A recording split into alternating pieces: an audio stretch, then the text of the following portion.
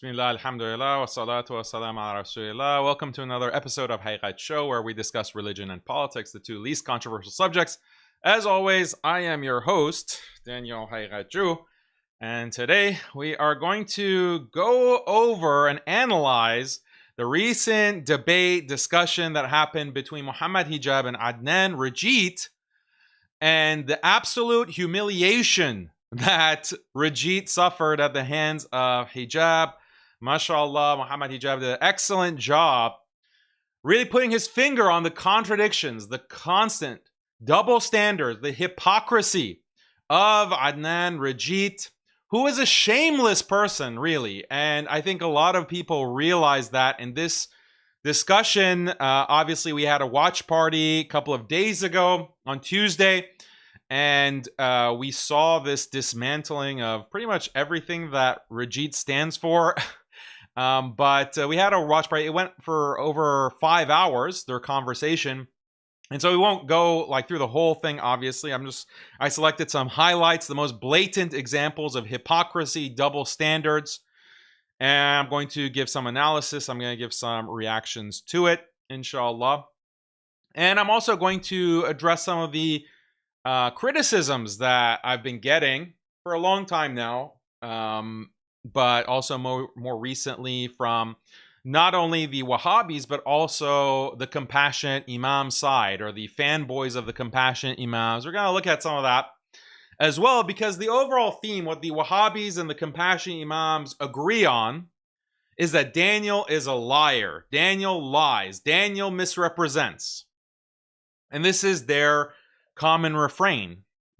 This is how they try to discredit me when I point out their un-Islamic views, their anti-Islamic views, how they're damaging the ummah, how they're damaging the interests of the Muslims, how they're violating the tenets of Islam and creed, fundamental ideals and values of Islam.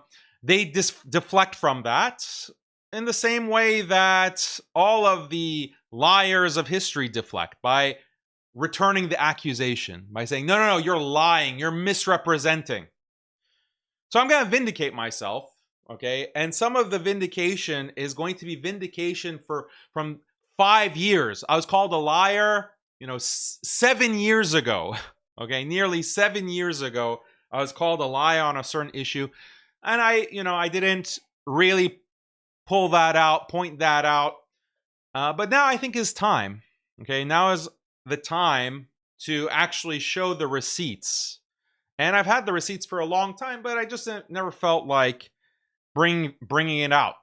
But now I think it's relevant. And it's related to one of these Medkhali, Wahhabi, bootlickers, absolute scum, John Fontaine. Gonna put him on blast later in the episode, inshallah. So it's not just Rajit, it's some of these Rajit supporters who are gonna get some as well. And we're gonna see, these are people who call me liar. They constantly try to blacken my name. And so, I'm a peaceful person. I'm a peaceful person. I let him for 7 years run his mouth, this John Fontaine. Most of you don't know who he is, but he's a Medkhali bootlicker. That's all you need to know about him. And a supporter of Yaqeen Institute and the Compassion Imams. Okay, but he's also a warrior for Aqidah and Tawheed, as we'll see. So I'm just going to bring out some receipts, because these people like to yap. They like to run their mouths, and they're writing checks with their mouths that they can't actually cash. So we're going to cover that, inshallah. And a couple of other people. There are some surprises I have for you, because people make claims against me, and I have to be more harsh in responding. I have to be more harsh in setting the record straight when they accuse me of lying. And we'll talk more about that. But the first thing is first, which is going and reacting to some of Rajit's biggest blunders. And the whole thing, it was such a headache to watch that. And I was really feeling for Hijab, because I was in that situation. I had a 7-hour stream with Rajit. And the problem with Adnan Rajit is, I don't know, where he was raised. Was he raised in a barn? Was he raised Did he not have parents that taught him not to interrupt people when they're speaking? He can't have a cordial civil discussion with anyone. So 7 hours, you're trying to get a sentence in, you're trying to make a point, and he just cuts you off. He interrupts you constantly. And then you have to get more aggressive to speak and to insist on your point. And then he cries victim. he cries victim. Oh, why are you interrupting me? Why are you interrupting? Like, bro, this is the kind of cadence that you've created with your constant interruptions. Now I have to interrupt, and then I'm the bad guy. And that happened with Hijab as well. And you could see the frustration in Hijab's face, in his voice, in his posture. After the first hour, he was slouching and just having very clear that he's having a headache. So he had to beg Rajit that, look, I need to leave now. I need to go to sleep. So, yeah, I mean, this is, and I also had a headache too after that. I had a headache trying to follow this nonsense. But Hijab did a great job, mashallah. My overall assessment is that Hijab stuck with his guns. Hijab did not moderate his position. He did not backtrack. He has maintained the same talking points, and he has insisted on them that, look, Ibn Abdul Wahhab is not connected to Ibn Taymiyyah. Ibn Taymiyyah had very different views on Aqidah, on Takfir, etc. Number two, that the Wahhabis, the early Wahhabis, they were terrorists. We would consider them to be terrorists if they did what they did now, what they did in the past. That's number two. And number three, the only reason that Wahhabism is not criticized for what it is because of Arab nationalism, bigotry, and racism. Those are the 3 points, and Hijab stuck to that in this discussion with Rajit. So, excellent job. And as we'll see, he really cornered Rajit in many places, brought out the contradictions, brought out the hypocrisy and the double standards. And it's so disgusting. It's so disgusting to see this guy. And that's our sense of justice as Muslims, by the way, right? Because even if you don't accept what I have to say on any issue, at least as a Muslim, as someone who has Iman, and even those who don't have Iman, even the non-Muslims, it's part of the fitrah. You just are disgusted by hypocrisy. You have a natural disgust and aversion to hypocrisy and double standards. That's one of the main reasons that everyone has now turned on the Zionists and the state of Israel, because they are the biggest criminals. They're the biggest bloodthirsty, mass murdering criminals, bigots, supremacists, but they accuse everyone else of those things. And so that double standard is so repulsive. It's so disgusting. It's so vile that the Muslims and the non-Muslims, we just hate it. We just hate that hypocrisy. And that really came out in this discussion with Hijab and Rajit. And the comments reflect that. I don't know if you saw the comments. So on my channel, The Watch Party, very anti-Rajit. Okay, that's expected. But even on Hijab's channel, okay, Hijab's followers are not necessarily on my side. They're not necessarily supporters of my positions. They're not even necessarily supporters of the idea that Muslims should unite and create a pan-Islamic bloc against the Zionists. They're not necessarily on board with that either. But look at the comments. The comments are overwhelmingly anti-Rajit, overwhelmingly angry with Adnan, disappointed, shocked, disgusted, saying that this guy shouldn't even be allowed to do dawah because he's so inconsistent. He's so dishonest. How can you be a da'iyah? How can you say that I'm calling to Islam with this level of hypocrisy?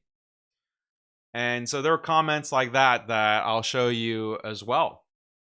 So yeah, that's been the reaction. And that's why I think his career is over, inshallah. His career is over. The Muslims do not have time for these inconsistent, dishonest people who are just carrying water for the Gulf countries, for the UAE, for the worst of the worst, allies for Israel. They won't criticize. They just repeat the talking points coming out of Dubai. And the ones coming out of Dubai are coming from Tel Aviv. That's the isnad. Okay, it's coming from Netanyahu to Ben Gvir to MBZ, to Rabbi Faris, to Adnan Rashid. Okay, that's the isnad of these lies. There's no place for such people in the dawah effort online or elsewhere, anywhere actually.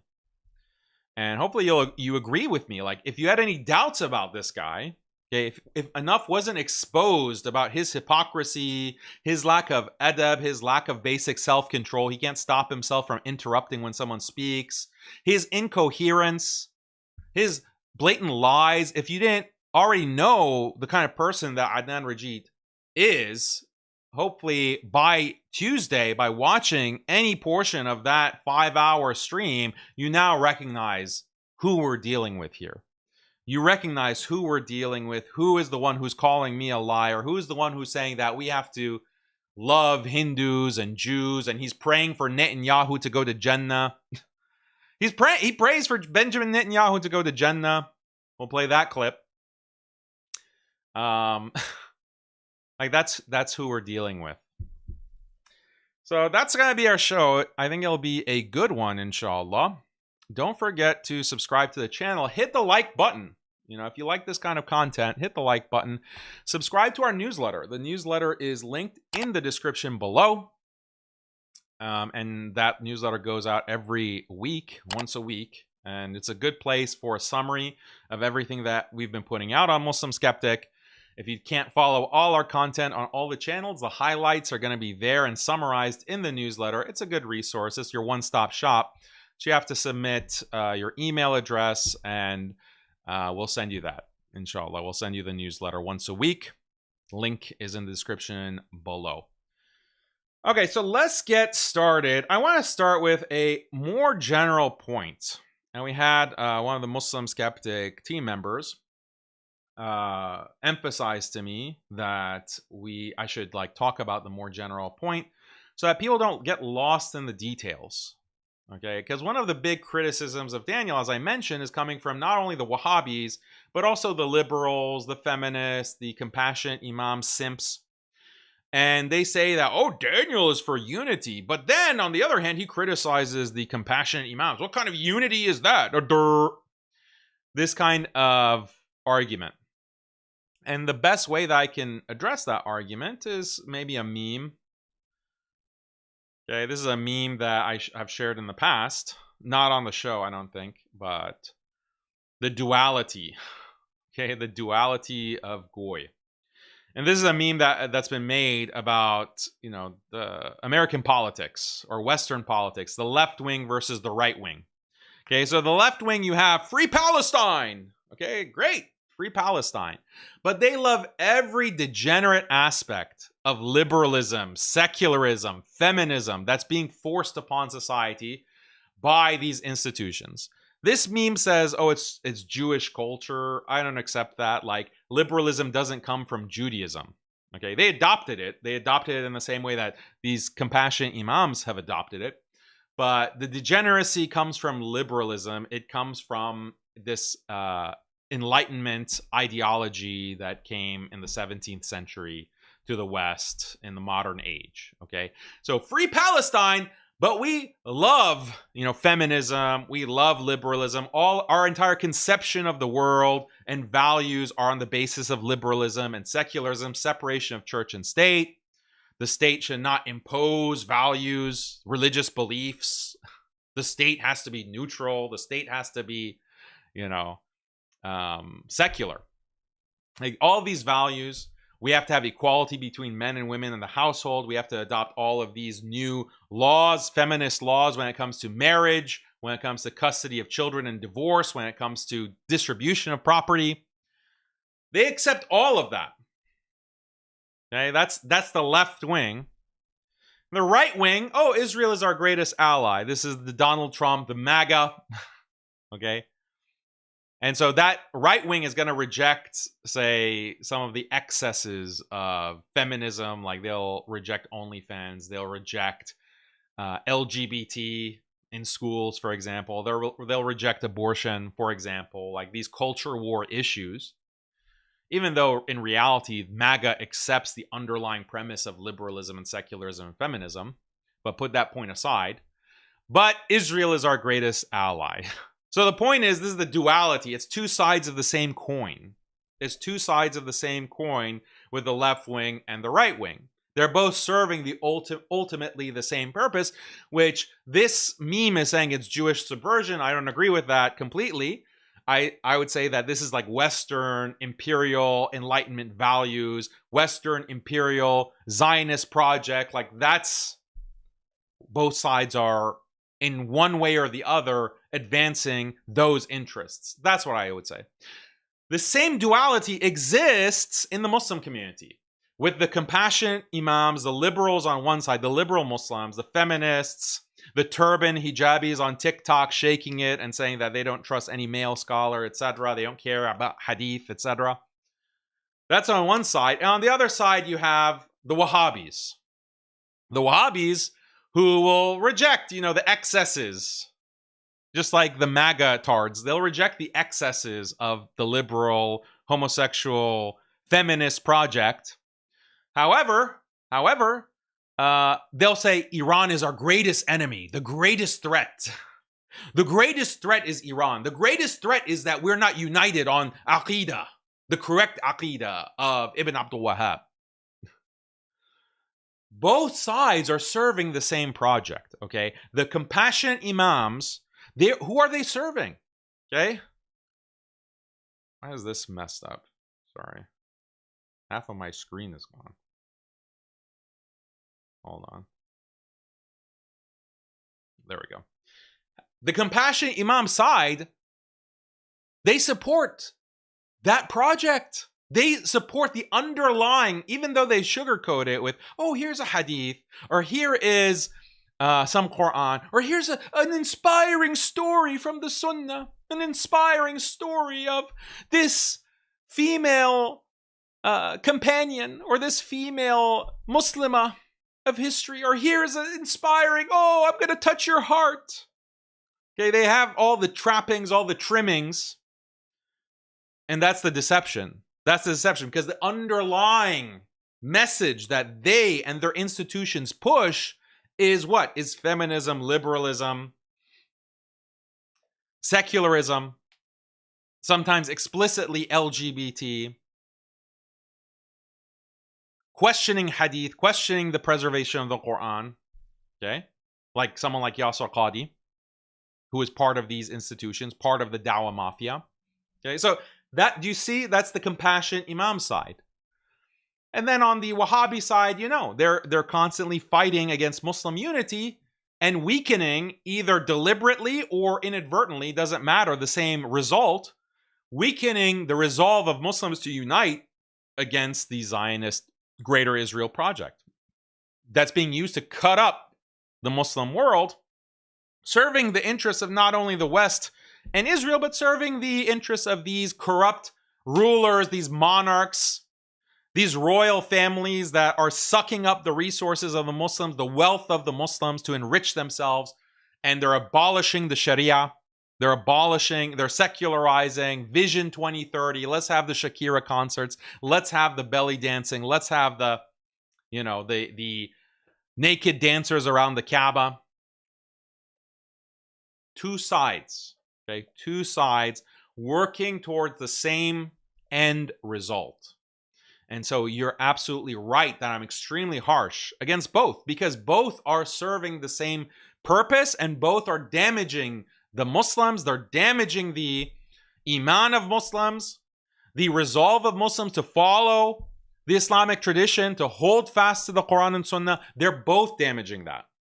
They're both damaging it severely. And they both have to be addressed. And if you don't see that, well, I've been trying to convince you for the past 15 years, 15 years almost of doing dawah, of writing, online, making videos, etc., social media posts, etc.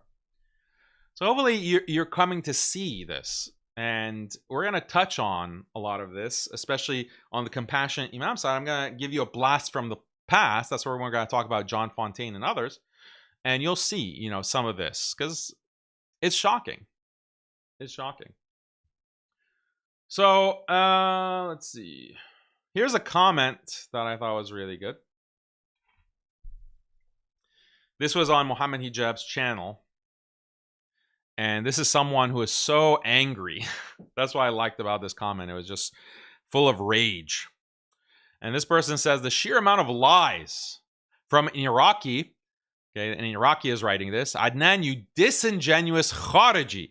Stop bringing up my country or my people like you care or have the slightest idea of what the hell went on. If Iran supported the Iraq war in 2003, what the hell do you call the Gulf countries' positions or Turkey's? Iraq was literally invaded through these countries. Iraqi homes bombed from the bases in your beloved Gulf. You disingenuous fasiq. Where were you then, Adnan? What did you say? Or are you scared the payments will stop coming through?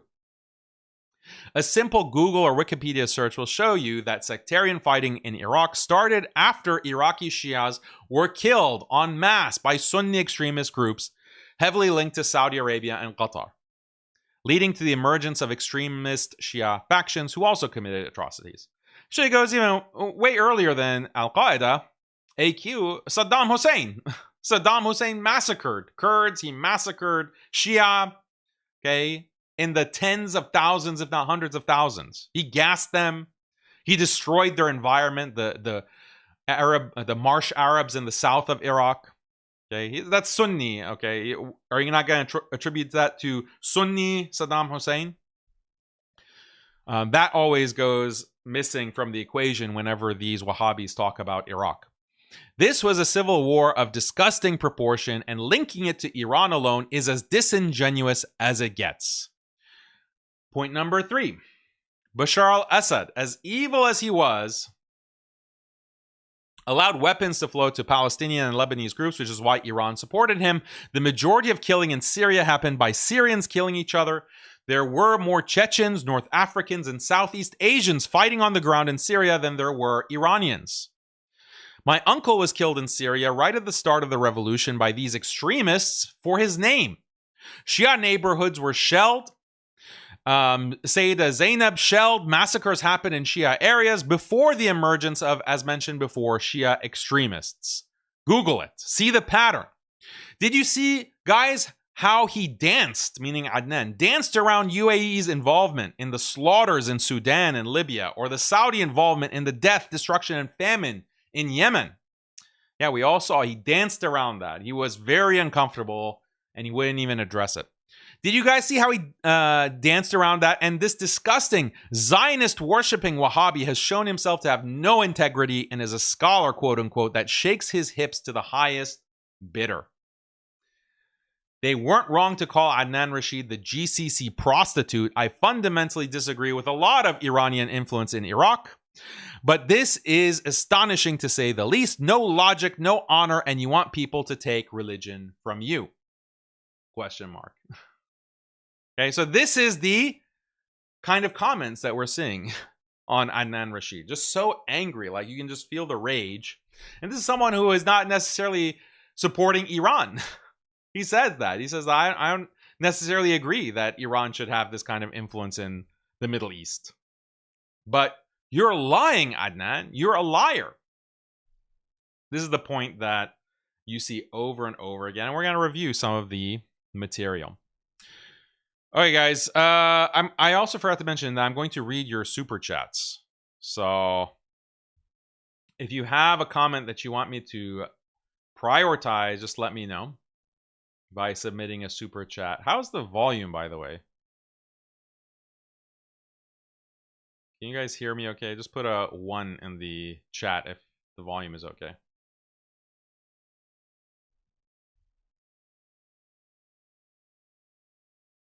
I get insecure sometimes that I'm just monologuing and no one can hear it. Okay. That is good.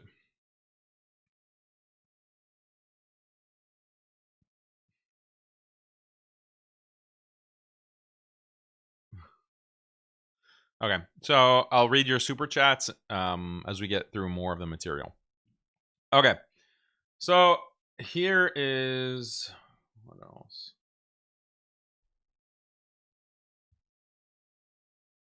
Okay, so let's go through some of these clips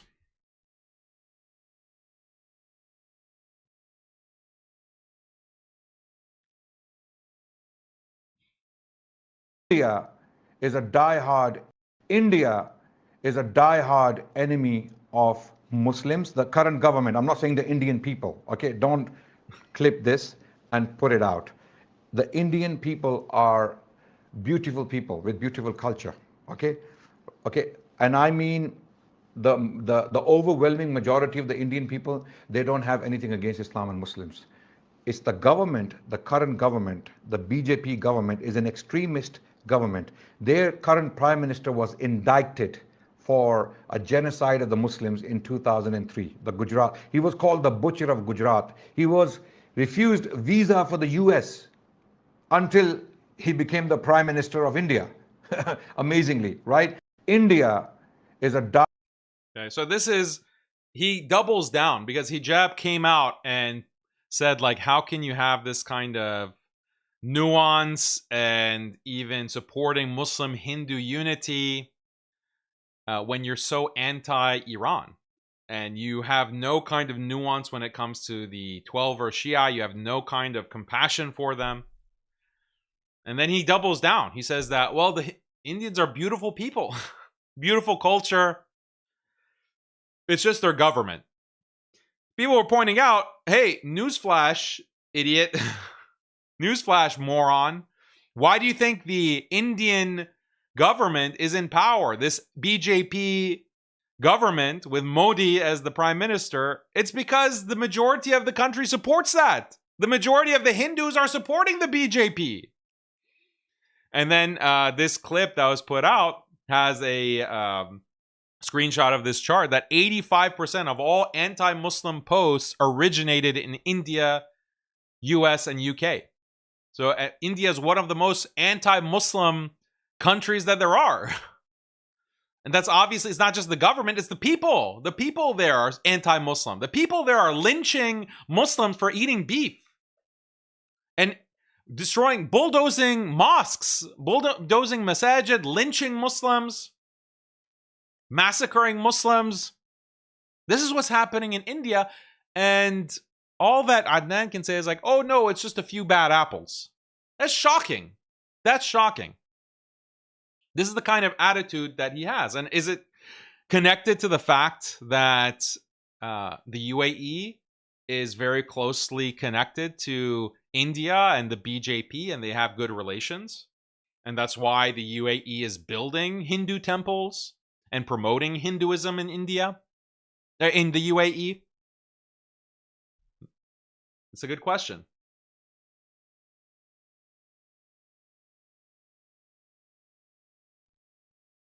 Okay, so going to the Hindu temple question, look at what he says.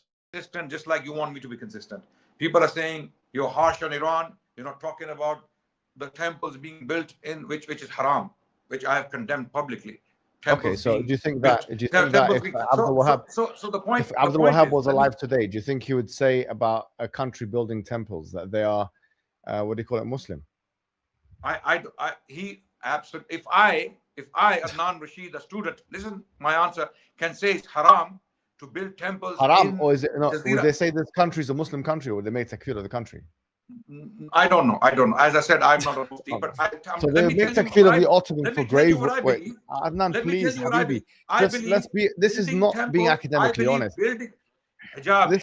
Look at hijab, like he's ripping out his hair dealing with this retard, like dealing with this dishonest shill, this like Hinduism promoting shill.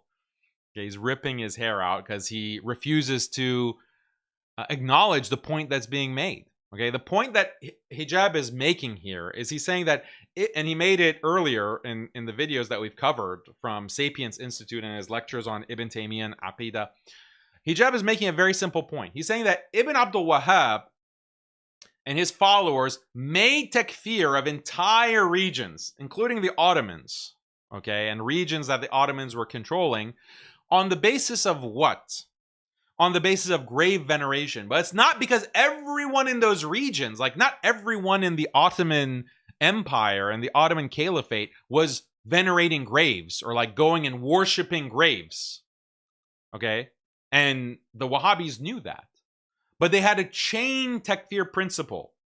And the principle is this, that even if you are not doing grave worship or venerating the graves, even if you're not doing it, if you're not takfiring the ones who are doing it, then you are a kafir as well. You are a kafir as well, and you're in the same boat. You're in the same boat as the grave worshippers, and if you're a grave worshipper, that means you're a mushrik, and in fact, you're a worse mushrik than Abu Jahl himself, than the Quraysh that fought the Prophet ﷺ himself. You are a worse mushrik on that basis. That's why all of these regions, the entire region or the entire village, you are all kafir mushrik. Not because everyone in that village or everyone in that region is venerating the grave, but because you're not takfiring them in the same way that we do, the Wahhabis, that's what makes you a kafir. So hijab is just applying that logic, that chain takfir principle to today. Today, you have these countries like the UAE and Bahrain that are building these Hindu temples. They're building the Hindu temples, and you have the people in those countries that they're not takfiring these rulers. They're not takfiring and waging jihad against these rulers. So according to the chain takfir principle, all of those in those countries, in the UAE, in Bahrain, or anywhere else, they're also kafir mushrik. Murtad, apostates. That is Ibn Abdul Wahhab's standard. So this is a simple point that hijab is making to Rajit. And Rajit is either playing dumb or he's really dumb. Okay, I think it's the latter or the former. I think he's actually playing dumb. And so, but Rajit is so dumb actually that he's going even beyond. Okay, he's actually denying things that he doesn't really have to deny. Okay, because he could say something like, oh, well, we don't know, like what Ibn Abdul Wahhab would say, and he could make some other deflection. But he picks a deflection that makes him look worse. Because he says that it's not even shirk, it's not even kufr to build a Hindu temple. This is not being, wallahi, it beggars belief that this can be even... my position. Hijab, I believe building temples in Jaziratul Arab is haram. Imagine now, imagine Ibn Abdul Wahhab and others making takfir of people on the basis of... Is it shirk? Is it kufr? I don't know, he says. He raises, I don't know if it's shirk or kufr to build a Hindu temple. It's haram, but I don't know if it's shirk or kufr. Imagine that. This is the guy who is policing others on aqidah. And he's calling others like mushriks. He's calling others. He doesn't know if you build a Hindu temple and you have idols brought in, for people to come and worship Shiva and Brahma, or maybe the lingam of Shiva, like penis worship, basically. You bring the penis in, okay? Adnan thinks, okay, Adnan bringing in the penis to be worshipped for his Hindu friends that he loves, their lovely culture, the beautiful culture of India with the lingam there, okay? Adnan brings it and places it there for them to worship. He doesn't know if that's shirk. He doesn't know if that's kufr to do that.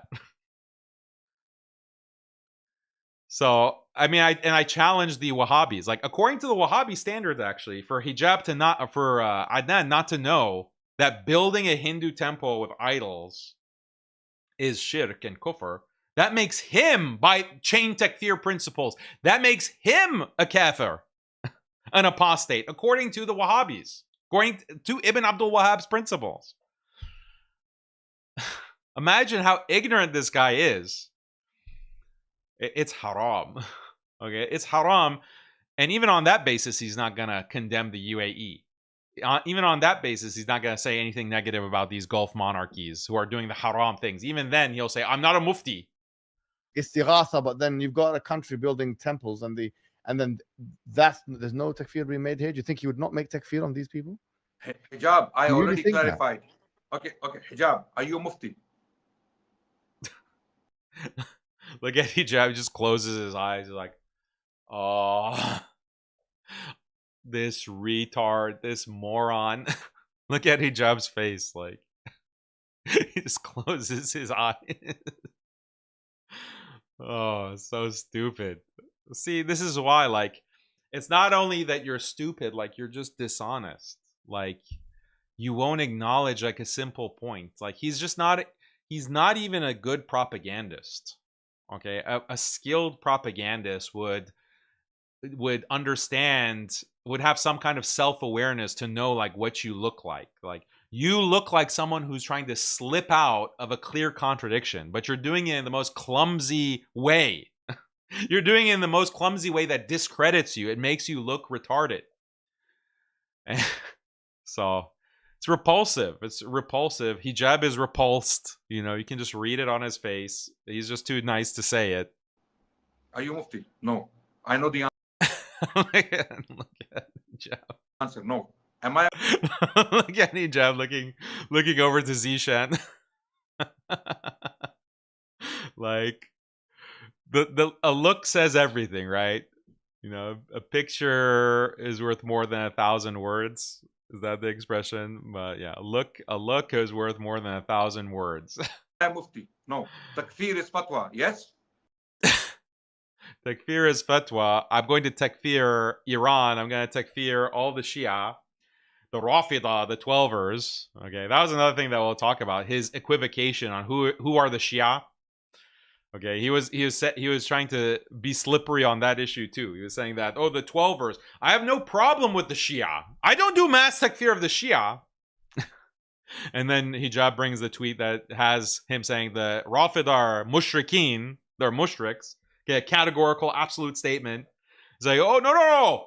The Shia are not all Twelvers. The Shia are not all Rafida. The Rafida are mushriks. Okay, so Shia, in conventional language, when we're talking about the Shia, we mean mainly the Twelvers. They're the majority.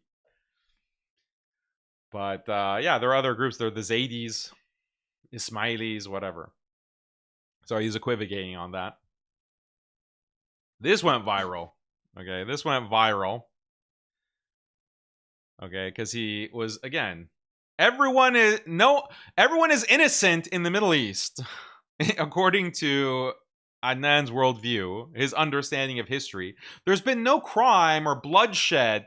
There's been no killing, no civil war anywhere in the Muslim world, whether the Middle East or South Asia, except Iran. Iran has been the only one who's been massacring and killing and genociding, and 6 billion have been killed. 6 billion Sunnis have been killed by Iran, but no one else. Everyone has been, it's been like a paradise until, you know, the Rafida came and destroyed everything.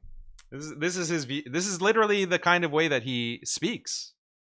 So then Hijab traps him again. That neither Israel nor Iran should have weapons of mass destruction. They should not have these weapons because they have Pakistan having them. Pakistan hasn't killed. They haven't committed a genocide in another country. People. So yeah, he started out. Pakistan hasn't killed. That would be too ridiculous to state. Pakistan hasn't killed any Muslims. That's what he wanted to say, but then he realized he's gonna look like a retard. Then he changed it to genocide. Pakistan hasn't committed a genocide. Okay. People do claim that they committed a genocide. A lot of people say that that's not true. A lot of people argue about Afghanistan. They'll argue even within Baluchistan. They'll argue lots of things. Okay. Bangladesh as well in the 70s. You want to discuss Pakistan? We can come to the geopolitics. No, I just wonder where this is going because. Give me one example. Give me one example of where Pakistani military went in and committed a genocide. How many Bangladeshis were? Give me one example. Killed in the war with Pakistan. So when people you see this whataboutery is very insincere. When I mention crimes of Iran, and when I say they equal, if they are not, if they are, they were atrocities committed, absolutely no doubt, absolutely no doubt. How many people were killed? But when people claim like the Armenian genocide, people claim an Armenian genocide with the Ottomans or the late Ottomans, let's say the Young Turks were in power by that time. The point is, when people claim numbers, okay, they must substantiate those numbers. Okay, yeah, they must so bring like a lot of estimates. the Okay, there are the people. There are, 1970s, they're saying what was called East Pakistan at the time, which is Bangladesh now. and They say like and 200,000 people died. So God knows how many people died there. But the point look, is that maybe we should just say nuclear weapons shouldn't be given to anybody. You know, that's probably the better. oh You yes, know, yes, absolutely. So this is a great example of this guy's dishonesty, okay? Because hijab is, and this is what they constantly do in all my debates as well. Okay, you have a certain standard for Iran, and you say Iran is evil, Iran is an expansionist state, Iran has committed crimes against Muslims. Then you point out, okay, well, granted, Iran, any kind of killing that they've done, their support for Bashar al-Assad, while Bashar al-Assad was killing hundreds of thousands of Syrians, okay, that's wrong. Any kind of support for Shia militia death squads in Iraq, that's wrong, okay? But what about Saudi blockade of Yemen that led to hundreds of thousands of Yemeni Muslim deaths? Okay. What about Saudi and UAE support for the civil war in Libya? Okay, that's led to thousands of deaths and the destruction of the country of Libya. What about the UAE support for the RSF committing a genocide in Sudan? What about Pakistan? Okay, bombing Afghanistan, supporting the US to bomb Afghanistan, okay, leading to hundreds of thousands of deaths. What about Bangladesh and the atrocities that were committed, okay, by Pakistan? So where's your consistency? What they say, what this fool like Adnan says, the dishonest people, they say that, oh, this is whataboutery. This is whataboutery. It's not whataboutery. It's asking for consistency. Have a consistent standard. Because you carry water and push propaganda and support these regimes, these governments, despite them having blood on their hands, despite them having all kinds of atrocities under their belts in their histories against the Muslims. You don't acknowledge that? You don't recognize that? So this discredits you. You're not actually an honest person who cares about the blood of Muslims, who cares about atrocities being committed, who cares about genocide against Muslims. You don't actually care about that. You're only using it as a crutch. You're only using it as a wedge to create animosity towards one government, one country that happens to be the biggest enemy of Israel. And we're not supposed to be suspicious of that. And we're not supposed to think that you're just using this in a convenient way for a political purpose that supports Zionism, that serves Zionism. You can cry that you are anti-Zionist and that you curse Zionists until the cows come home. You can repeat 1,000 times a day, I hate Zionism, I hate Zionism, I hate Israel.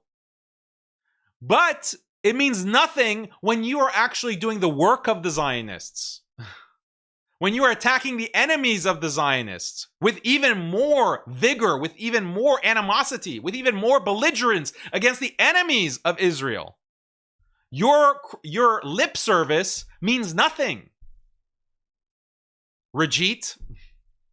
So a lot of people were very angry that this historian, self-declared historian, is saying that, yeah, well, Pakistan didn't do nothing wrong. Didn't do nothing.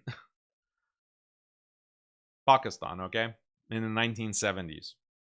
So then they dug up a tweet of mine where I point out that actually this claim that Pakistan killed 3 million Bengalis in the 1970s, this is an exaggeration. It's not accurate. It's anywhere between 30 to 100,000. Okay, those are more historically verified numbers. It's still an atrocity. It's still mass killing that Pakistan did against Bangladesh. Then Rajit, screenshots that and said, "Oh, see, look at Daniel's lies. He's a Zionist." Okay, here's the. Let me pull it up.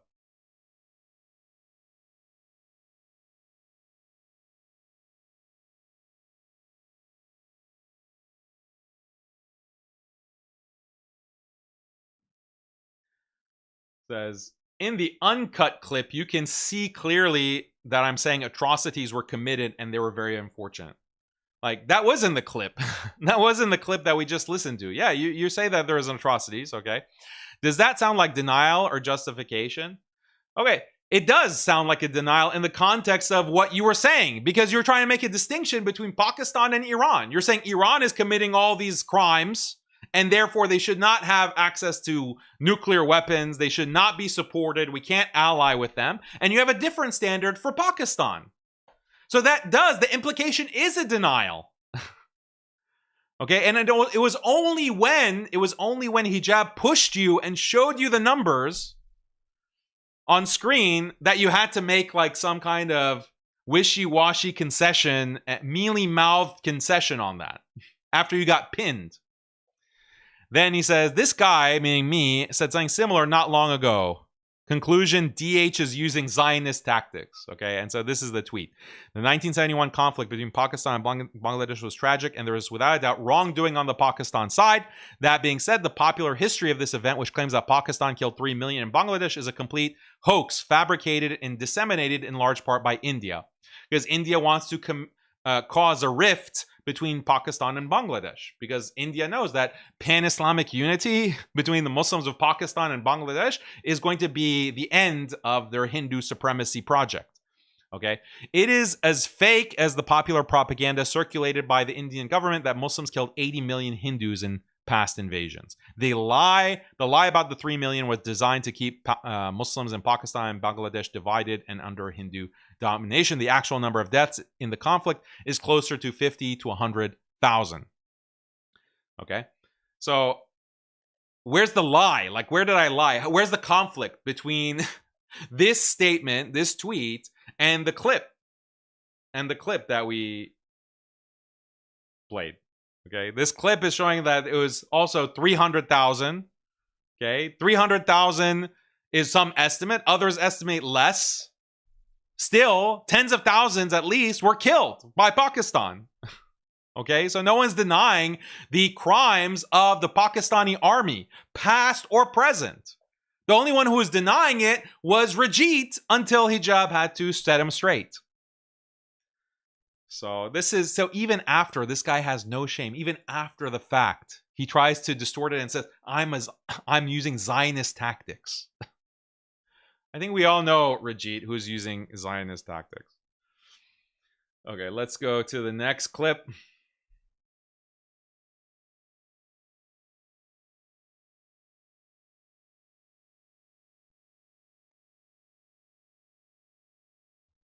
It's in English. Yeah, it's in English. Ibn Taymiyyah, may God have mercy on him, said, indeed, among the Imami Shia, despite their extreme ignorance and misguidance, there are people who are Muslim inwardly and outwardly. They are not heretics or hypocrites. Rather, they are ignorant and misguided, following their whims and desires. As for those others, their major leaders who are knowledgeable of the true reality of their esoteric doctrine, they are heretics and hypocrites. But as for their common folk who do not know their affair, they may well be Muslims. They may well be Muslims. If you go to the Arabic, click the Arabic. Right, so hijab forced Adnan to read this quote of Ibn Taymiyyah because Adnan was claiming that he has the position of Ibn Taymiyyah on the Shia. This quote says that amongst the Imami 12ers, amongst the Imami Shia, there are believers among them. They're Muslim. So he doesn't make mass takfir of the 12ers, contrary to Adnan Rajit. So look at how he tries to weasel his way out of this. Click the Arabic. They may well be Muslims. Yeah, exactly right. So show that. Okay. فقد يكونون مسلمين. فقد يكونون مسلمين. That's Ibn Taymiyyah's position. If you just listen to this as well now, I've sent a second thing here. You just listen I have the same position. I have the same position. Beautiful, but it doesn't come across that way because 1 second, let me just press that. So I have the same position as Ibn Taymiyyah. No, you don't. No, you don't. As he makes clear later. So let me explain again. This is exactly my position. This is exactly my position. Okay, fine, good. But let me put this. Press play. Okay, I think he plays Bin Baz or Ibn Uthaymeen, saying the same thing basically, that not all 12er Shia should be mass takfired. Okay, that's not Rajit's position.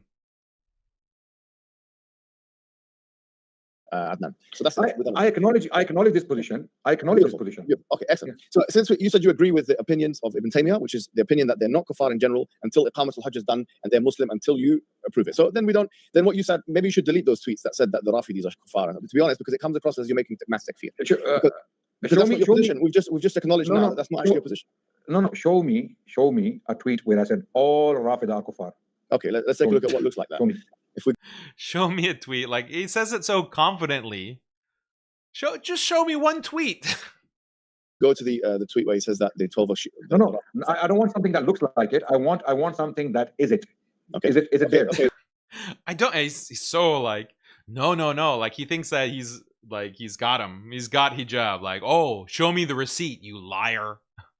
You're making stuff up. When in my days have I ever said that the Rafida are not Muslims? As a group, as a whole. When? Oh. If we just share this Instagram, no problem. Okay. Let's read. So now. Yeah. You said something that isn't. Here you said Rafida are mushrikeen, Zionists are kuffar. None of them are close to Islam. Yes. So you are saying that this, I promise you, and I don't know, maybe I'm wrong, maybe I'm wrong, but your position is way more nuanced than that. Let me do the tafsir of my own words. Sure. Let me do the tafsir of my own words. Rafida are mushrikeen. Okay, so the tafsir means that some Rafida are believers. What's the tafsir? The tafsir is actually opposite of what I wrote. I said that Rafida, just as a statement, Rafida are mushrikeen, Zionists are kuffar.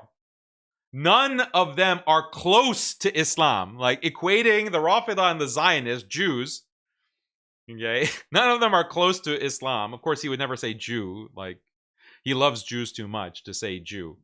But the Rafida, the 12 are Shia, and the Zionists, they're kuffar. They're not even close to Islam. Now, let's hear his tafsir. And just remember, a second ago, he denied making any such statement. Sure, I get it, but you must understand that you're saying that the Rafida are mushrikeen. That's clear takfir, mass takfir.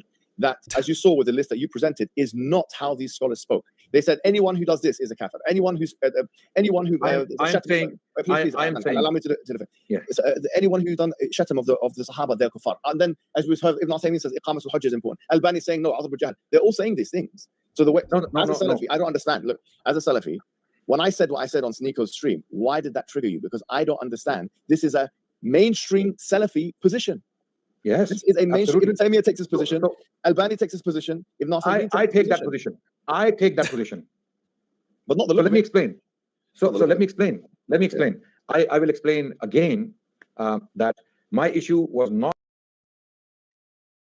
He just got done like with an entire, and we're not going to go through the hour, showing quote after quote after quote to justify, because that was the whole basis of this conflict between Hijab and Adnan. Hijab went on Sneako's stream and he says that the belief that all of the Shia are kuffar, this is extreme and it's fringe. That's what Hijab said. And then these apes, these Wahhabi apes, started chimping out, and including Adnan, Rajit, that what are you saying? Of course they're all kuffar, because they reject this and they reject that. They insult the Sahaba, they reject Abu Bakr and Omar, of course they're kuffar. That was their whole argument. That was the whole basis. And now you're going and presenting on the stream all of these quotes that you've misread. Like, you're stumbling through the Arabic. You can't even read a simple word in Arabic. And to justify that, yeah, they're all kuffar. They're all disbelievers. But now you're saying, no, my position is your position. My position is Ibn Taymiyyah's position. And so Hijab is completely bemused. Hijab is just lost. What are you talking about? Then what was the basis of your disagreement with me? Why are you coming at me? Why are you criticizing me? If you agreed with what I said to Sneako. Anyway. So I feel sorry for Hijab having to deal with this retard. This was arguably the most shocking quote, or the most shocking part of the entire discussion. And this should, if nothing else disqualified Rajid, this should disqualify him in the eyes of any Muslim who understands what's happening in the world today. Because Hijab, again, like, puts Adnan in a position where his contradictions and double standards will come out. He says that, would you prefer a Middle East that is dominated by Israel or dominated by Iran? Okay, paraphrasing. That's the dilemma that he's presenting to Adnan. And Adnan will not commit. Adnan won't commit to either. And Hijab is saying, you have to pick one, in this hypothetical. Who would you want to win? And he won't respond. But then finally he reveals that actually he prefers Israel. And this is his explanation. I see Iran as I see Israel. I see Iran, the Shia mullahs, the regime in Iran. I see them like Ben Gvir. I see them like Netanyahu. To me, Khamenei is Netanyahu. There are two major expansionist enemies in the Middle East against Muslims. Number one, Israel. Number two, Iran. Okay, you made a statement in. So they're equal so far. The Netanyahu committing genocide against Palestinians. Estimates are that 500,000 to 600,000 have been killed. They're getting displaced. Okay, since October 7th. 600,000 Palestinians. Imagine that. Okay, just since October 7th. That is equivalent to Khamenei. That's equivalent to Iran. Okay, imagine like how delusional you have to be. Imagine like what kind of a disgusting shill, okay, Tel Aviv propagandist you have to be to make that claim. Unit 8200 Mossad propagandist to say that Iran has killed anywhere near what Israel has killed, okay? Just from October 7th. Forget about all their other machinations in the Middle East, driving the invasion of Iraq in the first Gulf War, in the second Gulf War, driving all of the global war on terror that has killed over 4 million Muslims since 2001. Let's put all that aside. Hey, just since October 7th, 600,000 killed by Netanyahu. Ben Gvir saying that we're going to burn everything in Lebanon. We're going to level Lebanon, burn everything in Lebanon, kill everyone in Lebanon. That's Ben Gvir. Rajid is saying that's exactly like Iran. That's exactly like the mullahs. Like, imagine how delusional and hateful you have to be.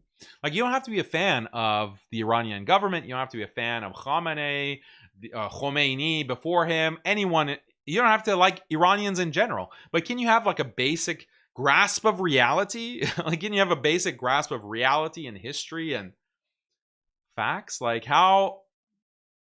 Anyway, it's such a shockingly disgusting statement. In a podcast that Iran is not an expansionist country. If there is an expansionist country, practically speaking, in the Middle East, it is Iran. Israelis for the last 70 years, they're still struggling in the West Bank and in Gaza. They're still struggling to occupy that land. Now they have taken some land in Lebanon. Cool. So he minimizes Israel's action. Oh, in 70 years, they're having so much trouble. They're having so much trouble in Gaza and the West Bank. Okay. And then the clipper put the picture of like Israel's continuous expansion. This is not expansionism, according to Adnan Rajid. They're having trouble. They're having, unlike Iran taking over everything. Okay, in the Middle East, because we know how Iran's territory has been expanding. So look at can you believe this? Like, can you believe someone actually saying this? Like, if you put this, like, if you told me that the most hardcore Zionist Jew settler was saying this, I'd say, yeah, that sounds pretty much in line with their propaganda.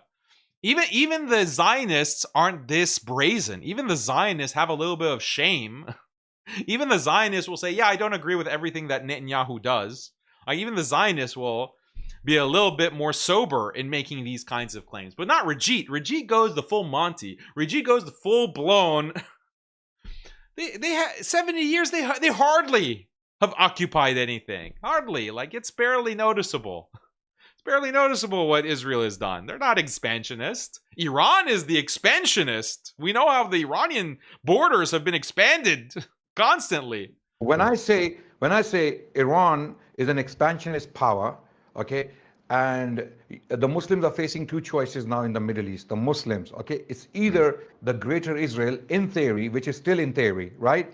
Or greater Shia Iran, which is practice. In practice, it has happened already. So the choice we face, okay, which is what hijab's original dilemma was for Adnan, we face greater Israel or greater Iran. Okay, but according to Rajit, greater Israel is just a theory. You know, greater Israel is just in the imagination of the Zionists. It's not actually lived reality. But greater Iran, expansionist Iran, that's already happened. Wow. How dishonest can you be? Like, how disgustingly dishonest and delusional? How much of a propagandist shill do you have to be to even utter those things? Do you not hear yourself? You disgusting vermin, rat scum. Okay, I get nauseated looking at your ugly face, you hypocrite. Minimizing greater Israel as they're committing a genocide, as they're like invading southern Lebanon and dropping these massive ordinances on Lebanese villages, killing thousands, displacing millions, okay? Just 1 million in southern Lebanon have been displaced. And you have the gall to doubt that Israel is expansionist? It's only in theory. It's only in theory. Look at what they're doing in southern Syria. Look at what they're doing in the West Bank, you rat. But Iran expansionist, that's real. Okay, he might say that, let's steelman his argument, okay? Even though he doesn't deserve it. Let's steelman his argument. And he says, no, but Iran is expansionist because of its influence. It has influence in Iraq, and it has influence in Lebanon, and it has influence in Yemen. That's expansion. The tentacles of Iran have gone out in these countries, in Syria. That's how Iran has expanded. That's why it's expansionist. That's why it's real, as opposed to greater Israel, which is just theory. Okay, if that's your standard for expansion, then haven't the tentacles of the Zionists, the US and the Zionists, expanded into the Gulf countries, expanded into all of these Muslim countries that are forming like a shield for Israel? Aren't the tentacles of Israel in all of these places?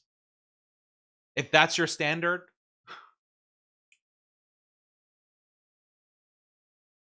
So, but that means nothing. That means nothing because he's on the payroll of those governments.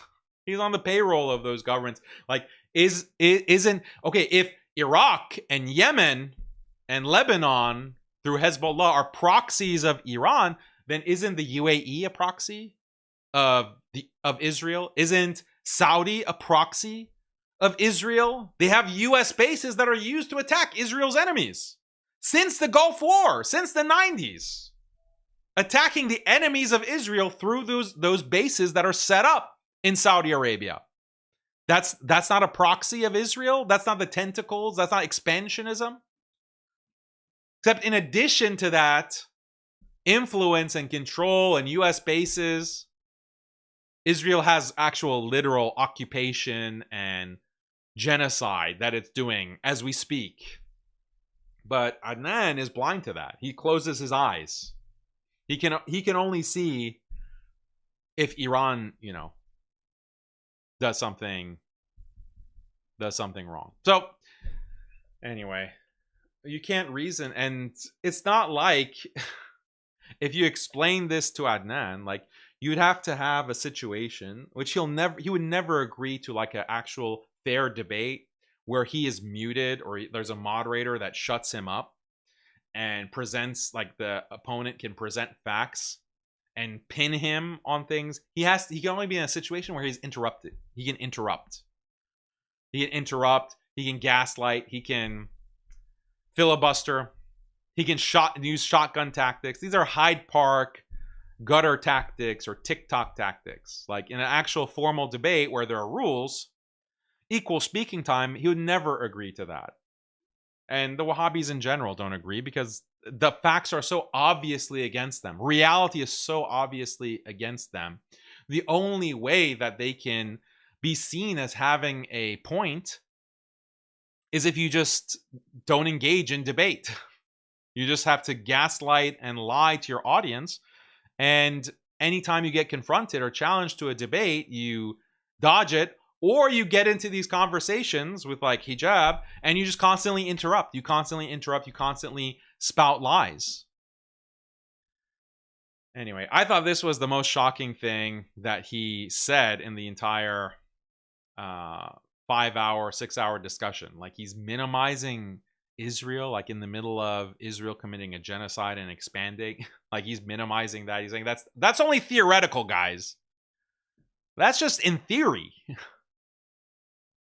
Disgusting. Like, he should be completely discredited. Like, no Muslim who has any self-respect, any institution or organization has to drop him. And any kind of place that hosts him, you need to be calling and emailing and posting these clips and saying, we don't want a apologist for Israel speaking at our masjid. We don't want an apologist for Zionism, an apologist for greater Israel, speaking at this institute, this program. I'm boycotting your program until you get rid of this apologist for Zionism. Like, that needs to be our stance. We need to completely cancel this toad, this roach. That has to be our policy. Like, this is inexcusable. This is absolutely inexcusable for someone in the middle of a genocide to start apologizing and minimizing for Israel.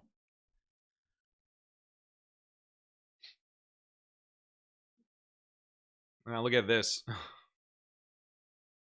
I say, may Allah curse Zionism. May Allah curse the Zionists. May Allah destroy Zionism. May Allah destroy, not Jewish people, not the Jewish people. They have no fault. The Jewish people, myself and you, Brother Hijab, we did a long podcast on how the Jewish people survived under the protection of Islam for over 1,000 years. The majority of the Jewish people in the world lived under the protection of Islam. When I speak like this, when I defend the Muslim civilization for being civilized and for being tolerant towards minorities, Haqiqat Jew and his clan attacked me for being a Zionist. Oh, look at him. He is defending the Jews. And amazingly, they use the word Jew. They put all the Jews in the same basket, and they want to treat all the Jews in the same way. I don't do that. I talk about Zionists. Zionists, people who are committing crimes against innocent Palestinian children, men, women, and elderly. They have committed a genocide. Okay, they must face justice. What the American administration or FBI or CIA would do to such a person. This guy sitting in an American... All right, so before we get to that point, so you know that 95% of Jews globally support Israel, the state of Israel, and what the state of Israel is doing to the Palestinians. You recognize that, right, Rajit? Okay. Insofar as you want to make a distinction, fine. Like, make a distinction between Jews and Zionists. Not every Jew is a Zionist. I agree with that. Not every Jew supports what Israel is doing against the Palestinians. I agree with that. I've made that kind of caveat before in my videos. No problem. The problem is your double standard. Because you don't have the same kind of caveat for Shia. You don't have the same caveat for Iran. That's the problem. Again, your double standard. So this is a point that we've made over and over and over again. He insists on, oh, the Zionists and the Jews are separate. Don't conflate them. The Hindus and BJP are separate. Don't conflate them. But when it comes to the Rafidah, they're all enemies, and we have to be against them, and we have to fight them, and we can never ally with them. And his explanation is that, oh, well, the Rafidah, and I'll show you in a second, the Rafidah, they curse the Sahaba. Okay, do the Hindus not curse Allah and the Prophet sallallahu alaihi wasallam? Do the Jews not have as part of their theology cursing Jesus and his mother and saying that he's in hell boiling in a vat of excrement? Like, are you not familiar with what Jewish theology has to say about Jesus? And what some of the Jewish religious texts have to say about even the Prophet Muhammad sallallahu alaihi wasallam? Are you not aware of that? So we'll get to that.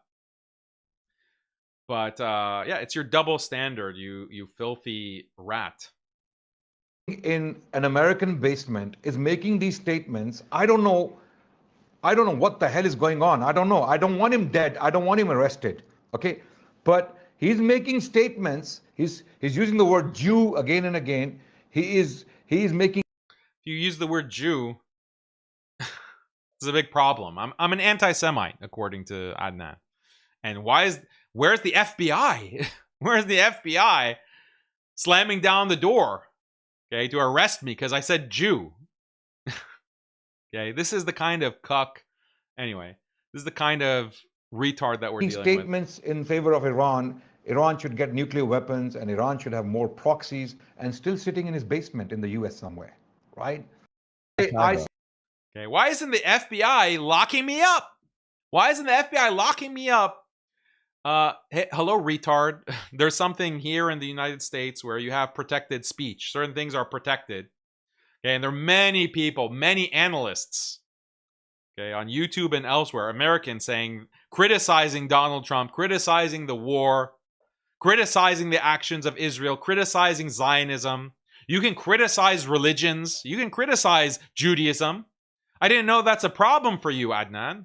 Yeah, we can. We can criticize Judaism. We can criticize the Jewish people in the same way that they criticize Muslims, in the same way that they smear Islam, accuse us of being terrorists, accuse us of being violent rapists, okay? And literally making movies about it, smearing the Muslims as violent rapist criminals that need to be killed. Like that was the movie that was distributed, widely distributed, topped the charts, the Apple charts, the Civilian Vigilante or whatever.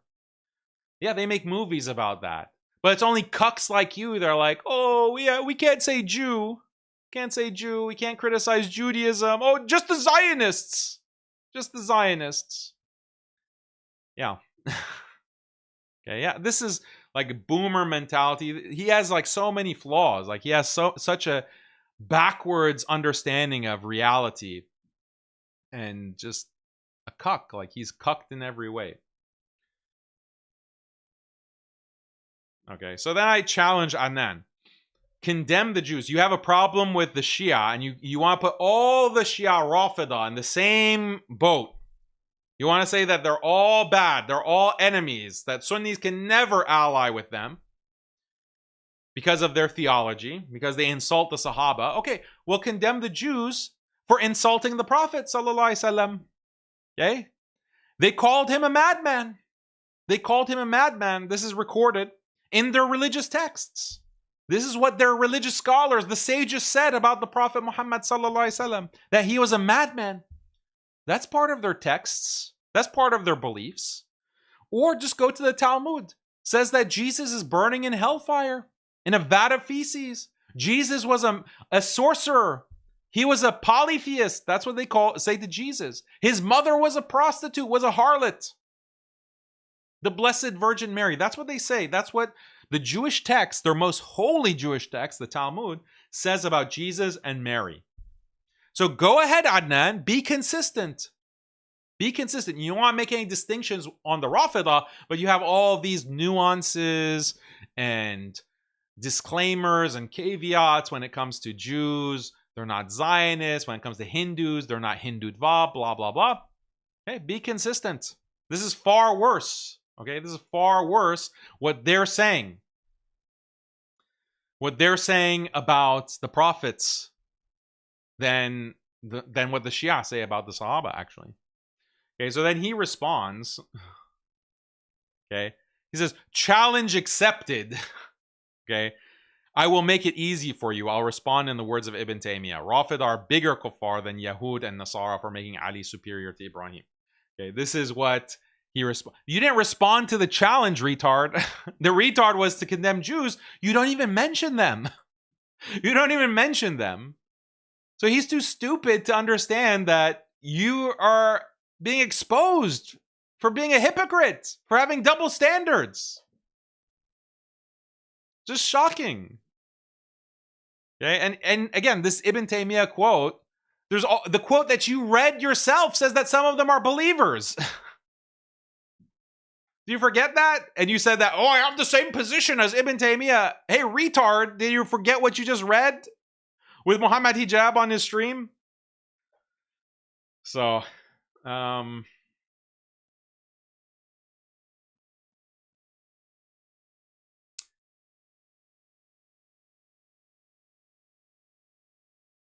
this was interesting. So first of all, do you condemn the Najdi Dawah who did takfir of the Ottomans? Do you condemn that or not?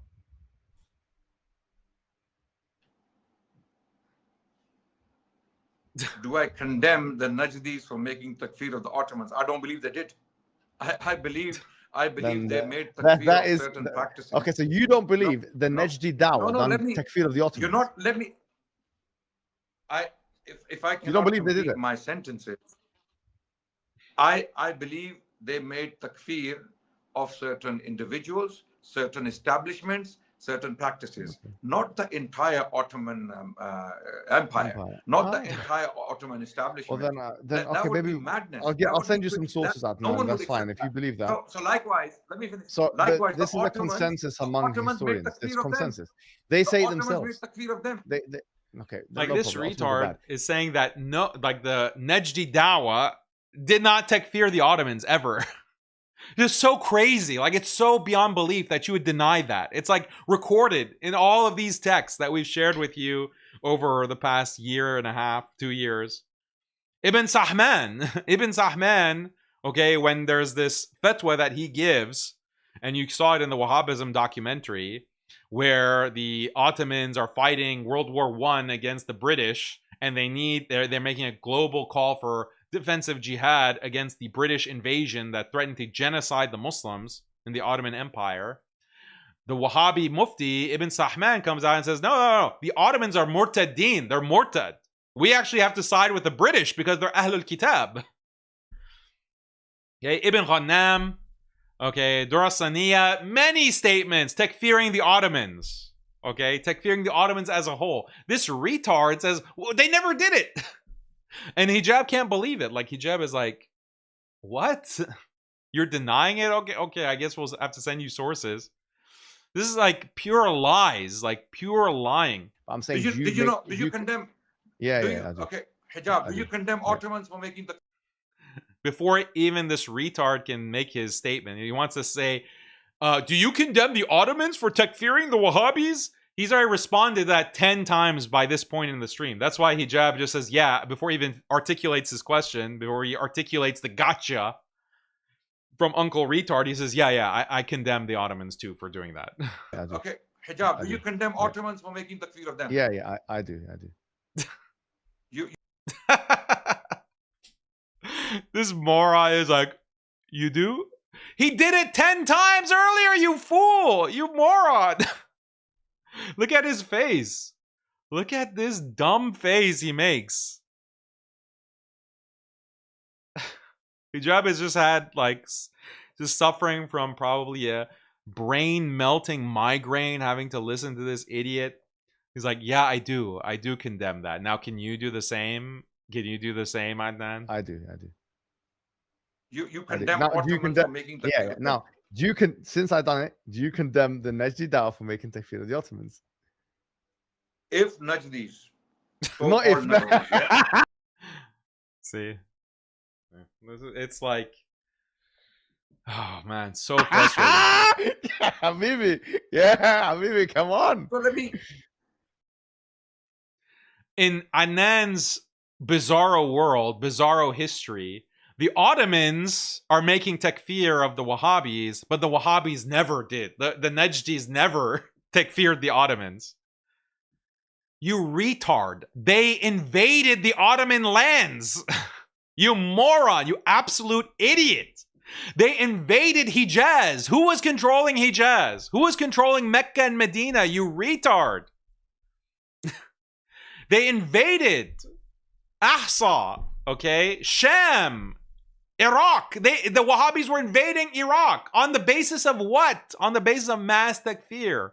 Okay, they're doing offensive jihad. They're expanding into these territories. They take Hijaz. They first mass takfir them to justify doing jihad against them. Because you can't do jihad against other Muslims. So you first have to say they're not Muslim, they're murtads, and therefore their blood is halal. That's the whole Wahhabi project. That's what Najdi Dawah is. That's why hijab started this entire conflict, this entire confrontation with the Wahhabis over the past few weeks on this premise, on this claim that the Najdi Dawah is terrorism. Najdi Dawah is terrorism and mass takfiring Muslims in order to kill them, to make their blood halal, to make their wealth halal, to make their women and children halal, in order to kill them. That is the entire problem with the Najdi Dawah. And this retard, in his view, okay, in his understanding of history, no, the Najdis, they're so peaceful. They're just peaceful, innocent. All they want to do is worship Allah peacefully. It's the Ottomans who are mass takfiring and killing, and hijab is willing to grant, okay? And I'm willing to grant that, yeah, I don't stand by everything that the Ottomans did. I'm not an Ottoman apologist. Yeah, they did wrong stuff. They did wrong things. It's wrong for them also to do mass takfir of Wahhabis. Okay, they're Khawarij, they're Ahlul Bid'ah. They're not, you shouldn't takfir them. Okay? But who cares about the Ottomans in this day and age? Okay? Who cares? They're not around. There's no one that represents the Ottomans. Iran is not like Ottoman apologists either. But the Wahhabis are alive and well and causing the same fitna, causing the same damage, causing the same civil war with the Muslims at such a critical time, at such a sensitive, critical time, when the Muslims are facing an existential crisis against Israel, the Greater Israel Project, which is not just in theory, by the way, Adnan, if you've been awake for the past 2 years. At that moment, the Wahhabis are creating this kind of fitna, and they're constantly invoking their Shaykh al-Islam, that deviant, hobo, narcissist, retard Ibn Abdul Wahhab, who has the same kind of intelligence as Adnan, let's be fair. They're constantly invoking him. They're his champion. That's their champion. So yeah, of course we're going to focus on that, criticize that, debunk that. Anyway.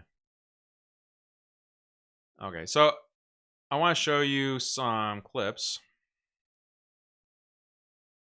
Some other clips as well that are related.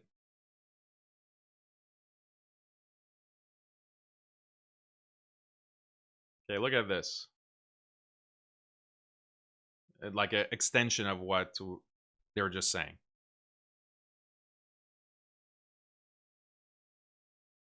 Yeah, I do. You condemn Ottomans for making takfir. Yeah. Now, since I've done it, do you condemn the Najdi Dawah for making takfir of the Ottomans? If Najdis, not if. Habibi, come on. So I'll let you laugh first. I'll let you laugh first. Yeah, before you get my answer. No, there's no way. There is no way you don't think. You have to believe. Let me answer your question. They were making treatises about it. They wrote books. The title is making takfir of the Ottoman. I am aware. I'm aware. Ibn Atiq made takfir of the Ottoman. I'm aware. You just denied it. You fool. You gaslighter. You just denied it. Now you're saying you're aware of the treatises making mass takfir. The fatwa making mass takfir of the Ottomans. Open. The Ottomans made takfir of them. Okay. Why does they made takfir of them? Okay. Yeah. We condemn that. Do you condemn the Najdis for doing the same thing? Silence. So this is like brazen, in your face hypocrisy. Like, this is the essence of nifaq. This is the essence of it.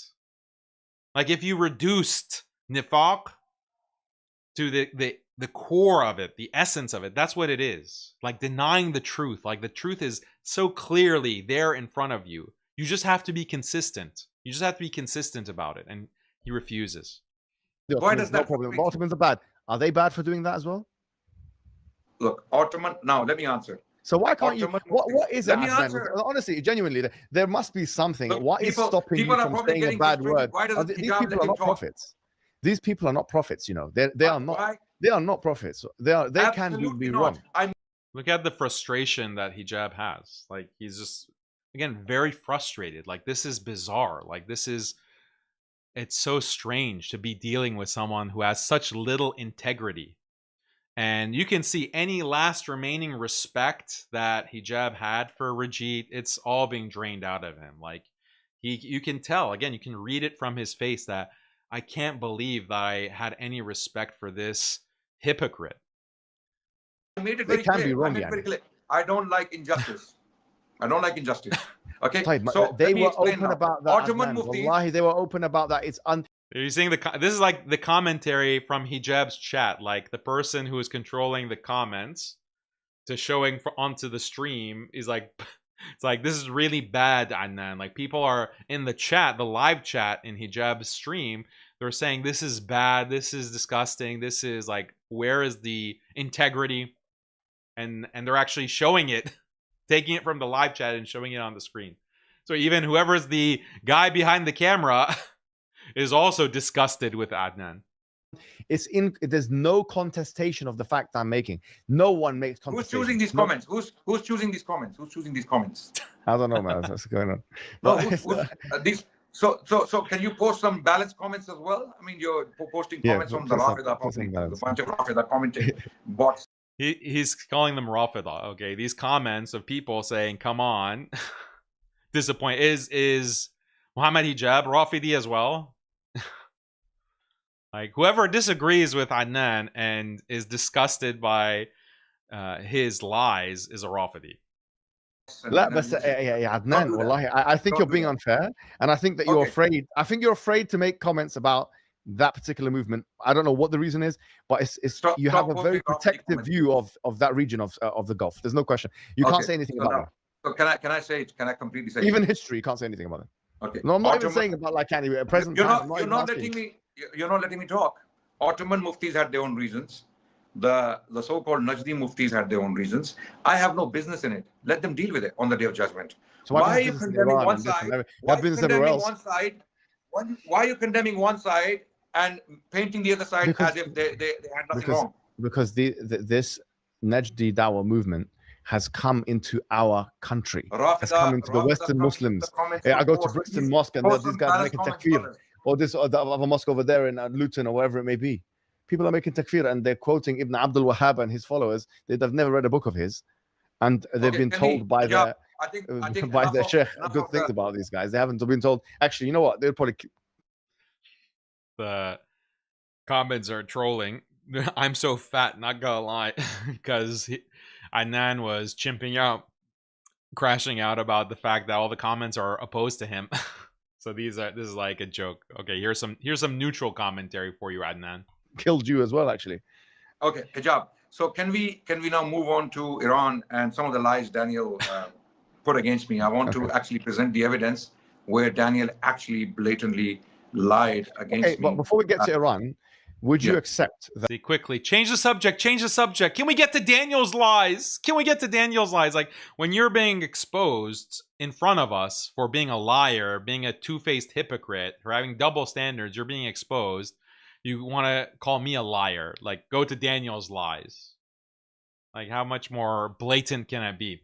But hijab is not laying him off the hook that easily. That on a theological level, if you follow this dawah of a dawah to Najdiyah, if you follow a dawah to Najdiyah, on a theological level, Iran and all the Gulf countries are the same. No. You need to define it. What is dawah to Najdiyah? What is it? Okay, let me define it. Beautiful.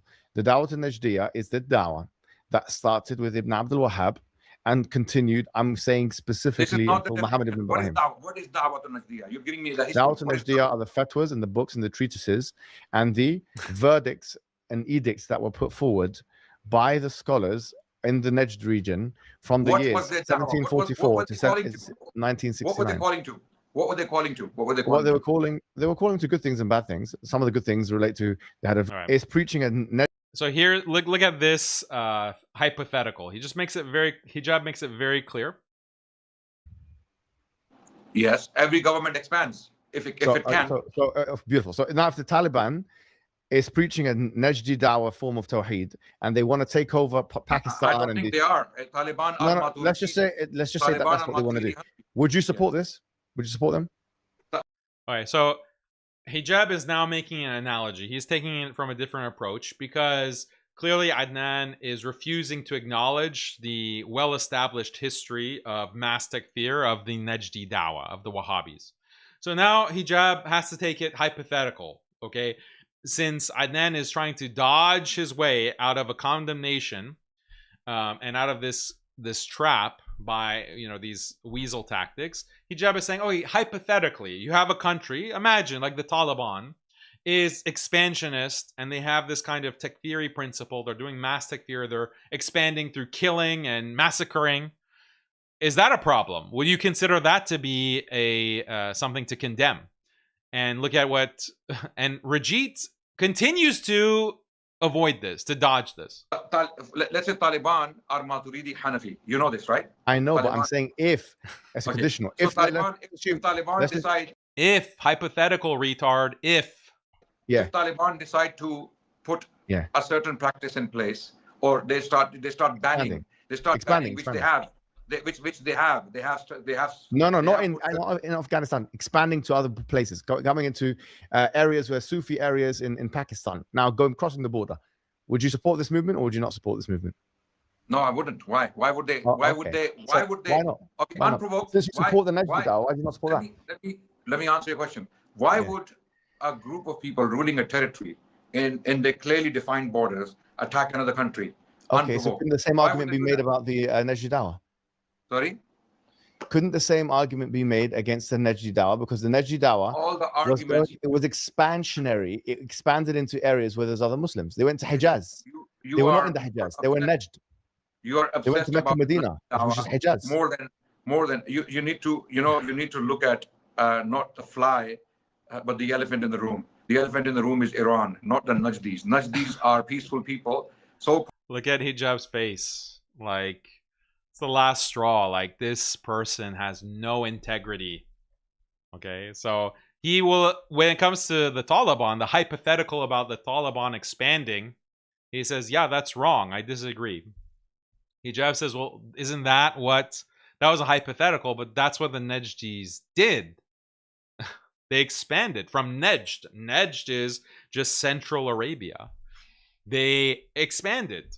After they took over Najd through massacres and killing, they expanded. They went to the north. They went to the east. They went to the west. They went into Sham. They took over Mecca and Medina. They sieged Ta'if, Mecca, Medina.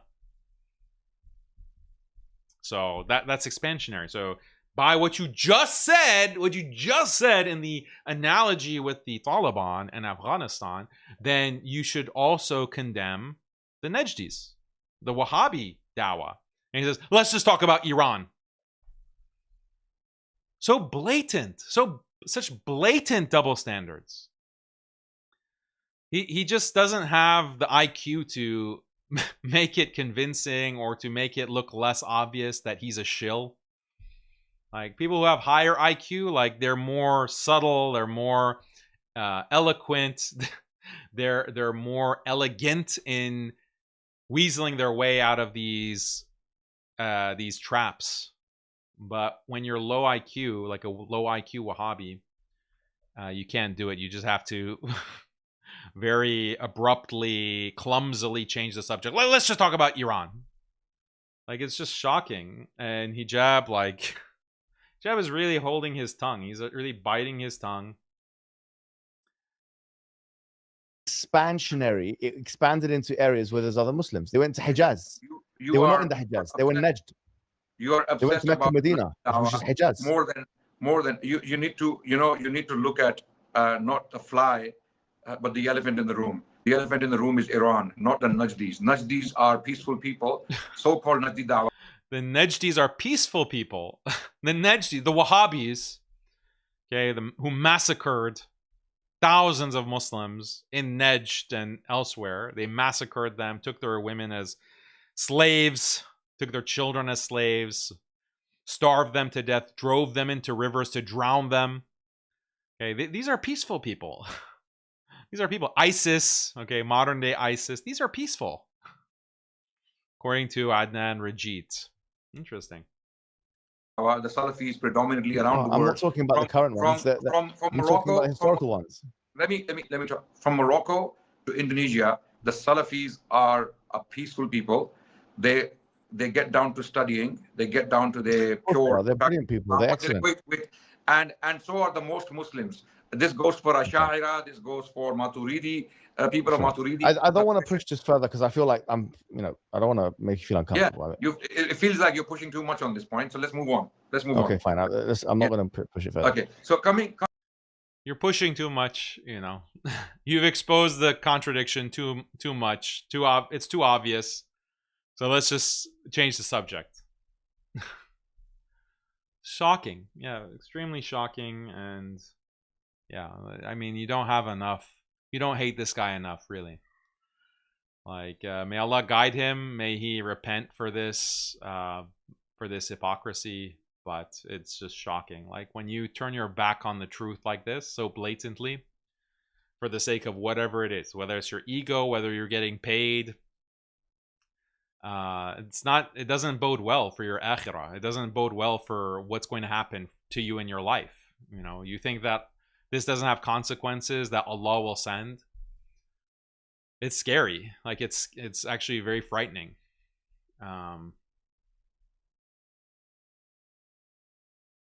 So anyway, they're talking about my lies. I saw what they were talking about. Where was the lie? In that whole segment at the end of the stream, all the lies of Daniel. There were no lies. No lies at all. No lies detected. But let's see what he says here. So, no Muslim in their right mind would say. But on that point, to be fair, he conceded it. When I corrected him, he said he didn't say those exact words. Whatever. Yeah, but look at the spin he's putting. He's like I changed. I changed after the 7th of October looking at Shamsi. I saw Shamsi and I changed. Okay, and the Wahhabis changed him. So this guy is a pure liar. Nothing changed him. What's the lie? What's the lie? That is literally what changed me to realize that Wahhabism is a cancer. Yeah, it was what Shamsi said, what these Wahhabis were saying after October 7th. Where's the lie? Like, you see in my heart that it's a lie? These are the kinds of lies that they're talking about when they're smearing me as a liar. What changed him was the love of the Rafida in Iran. Okay, he condemns at face value. He condemns. Maybe you hate them too much, though. I think you guys. I have to hate anyone who calls Abu Bakr and Umar a kafir. To hell with these people. Sure, but yeah, I know. But what about all these Hindus that what do you call it? That we can do unification with them. To hell with these people. Go to hell. If we can unify with Hindus, then surely we can unify with Shia on some issues. Are you saying I said it without qualification? Didn't you agree with me on that? What is it? So no, I mean, like, in the same sense that you. All right, well, I'll come back to this. We'll continue what he's saying, but notice when it comes to the Shia, the Rafida, he says, "To hell with these people. To hell with them."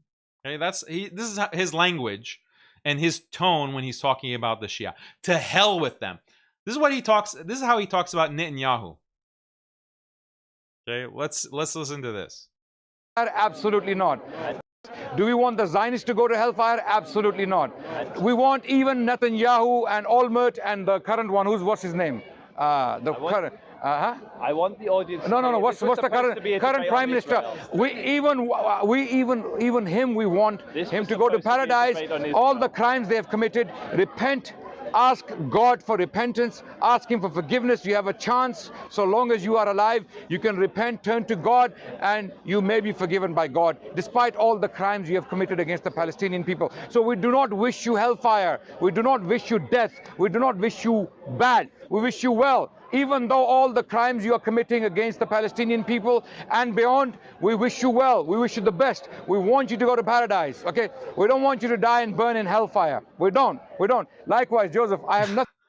Even the Jew, even this Zionist scum, okay, this tunnel dwelling Jew is shocked.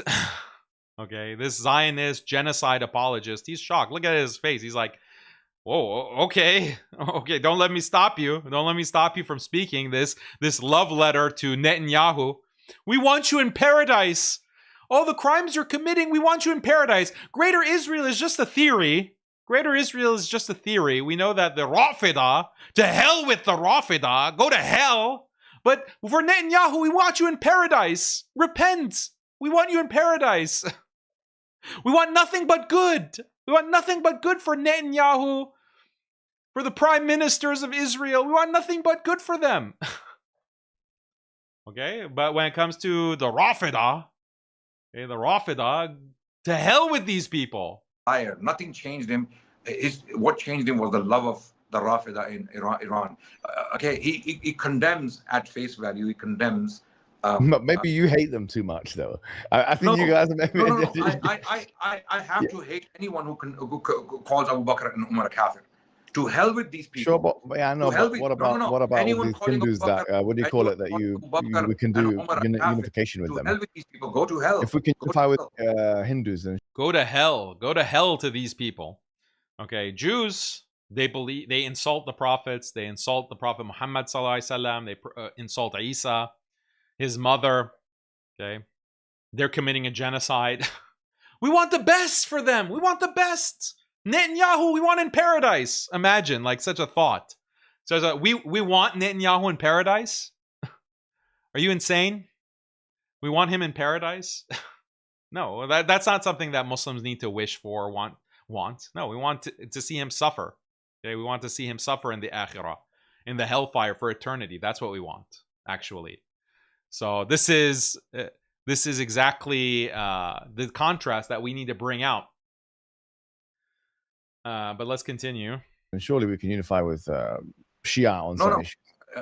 Are you saying I said it without qualification? Didn't you agree with me on that? What is it? So no, I mean, like, in the same sense that you can do it with Hindus, you can surely do it with some Shiites. No, I said anyone who does not attack Muslims, doesn't kill Muslims, you can have strategic alliance with them. Why is he singling out?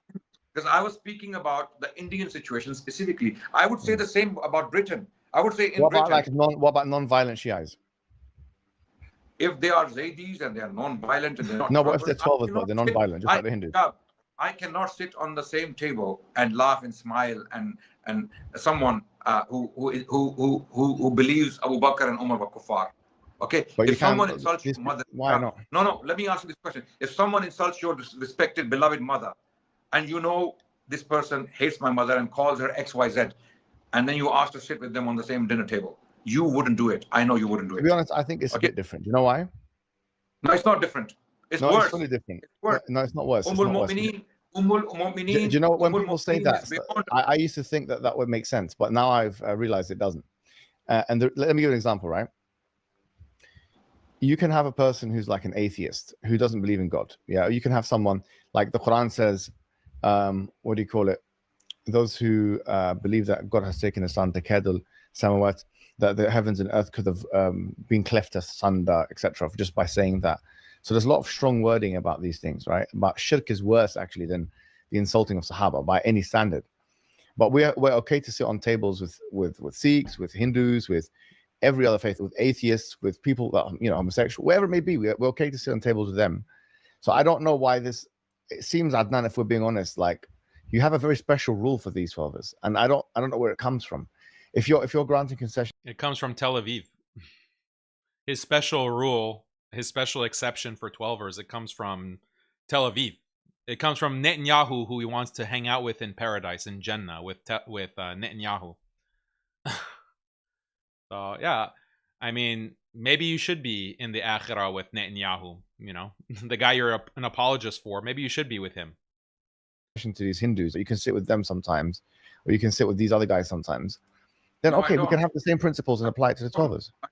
I grant this concession based upon the example of Rasulullah sallallahu alaihi wasallam. Rasulullah sallallahu alaihi wasallam made strategic alliances with non-Muslims who were not attacking him, who were not killing him. This principle comes from the same thing about the 12ers. Wait. Before these Rafida condemn me or make up stories about me and make up emojis and the memes about me, I need them to know that they are liars and they're attributing things to me that I don't believe in. Okay, so sitting with a mushrik who is not insulting Allah subhanahu wa ta'ala is a different matter. Okay, is a different matter when it comes to sitting with a mushrik who is saying your Allah is X, Y, and Z. You cannot sit with such a mushrik. Likewise, someone who doesn't believe in Umar and Abu Bakr, okay, who doesn't believe in them, right? But someone who insults them as religion. Yeah, sure. No, of course, if they're insulting them, someone who we're not going to insults sit with them as but not all Shias do that. Okay, no problem. Let's move on. So can we then, with those Shias who don't do that, can we then what do you call it? Have the same sort of attitude that you said about the Hindus? Yeah, Zaydis and Shias by name, no problem. No, Yes, 12ers who also have the same non-violent, non-disrespectful tone towards us. Why can't we have the same principle with them? Non-violent 12ers, where are they? Where do they live? Because Iran, I'm sure there's lots. I've met lots of them in London. Show me the non-violent 12ers. Look at this rat. Look at this Zionist-loving, Hindu-loving rat. Show me the non-violent 12ers. Okay? And these are the people, like this is the guy who he goes to Speaker's Corner and he cries, "Oy vey, they're making fun. They're saying that all Muslims are terrorists and oh, all Muslims are evil and all immigrants are this and that. Oh, that's racist. That's racist. Oh, that's Islamophobia. You're characterizing all Muslims as violent. That's Islamophobia." But he also, on the other hand, said all 12ers are violent. Show me the non-violent 12ers. All the 12ers are terrorists, violent thugs.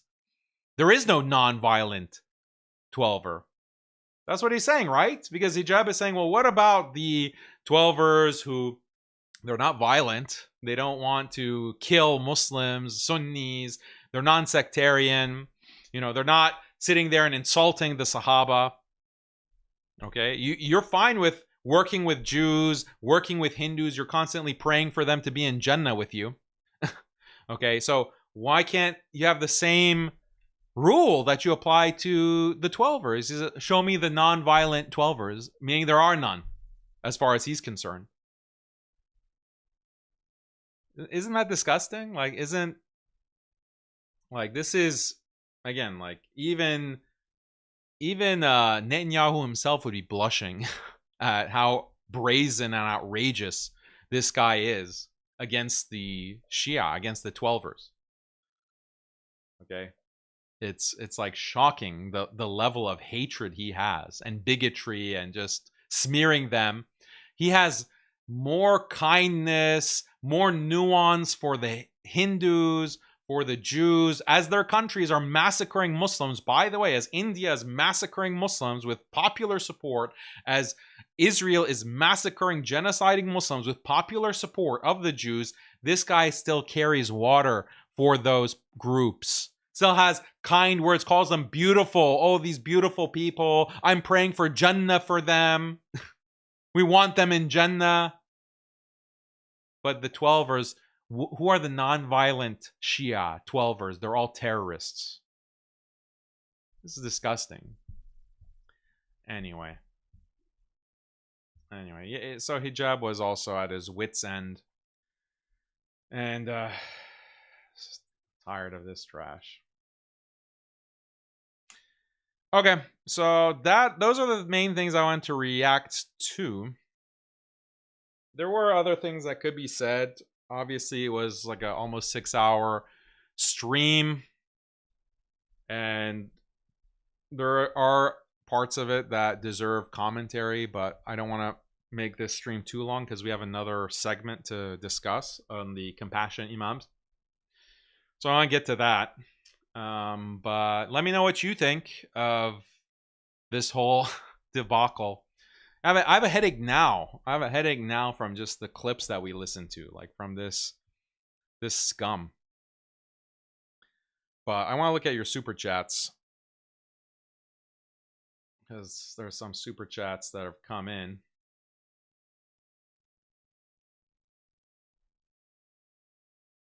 The audacity of this guy saying, "I like justice."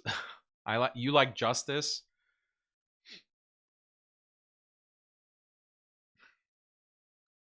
Okay.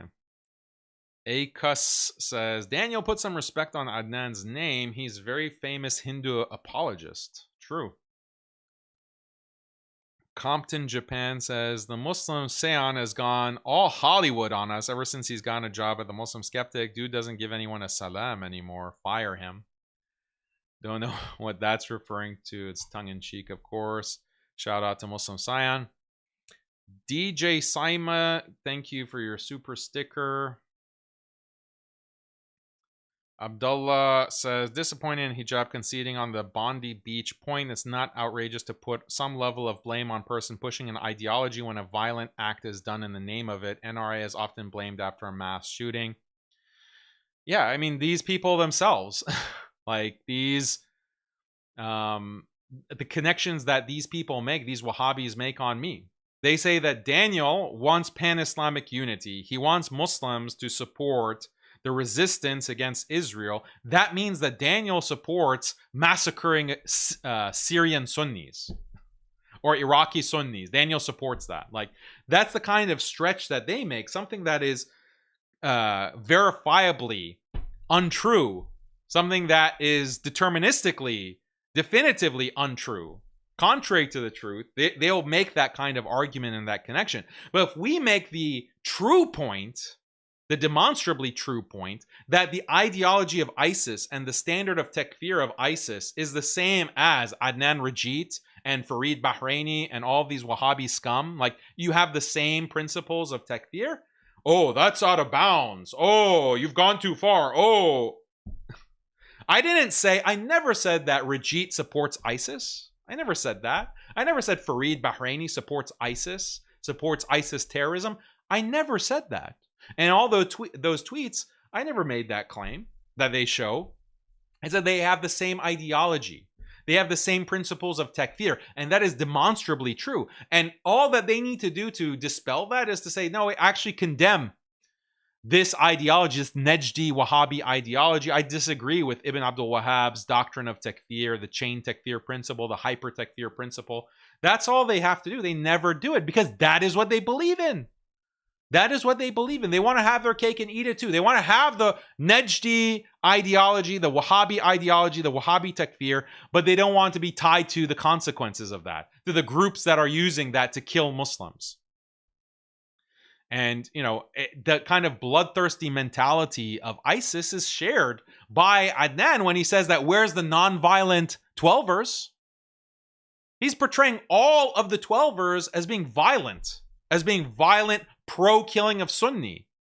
That kind of demonization does lead to violence. It does lead to violence against the 12ers. Just like he'll claim, rightly so, that the anti-Muslim sentiment of the right-wingers or the Zionists, when they put out their propaganda against Muslims to depict Muslims as terrorists and as evil and as rapists, that can lead to violence against Muslims. The same thing with 12ers.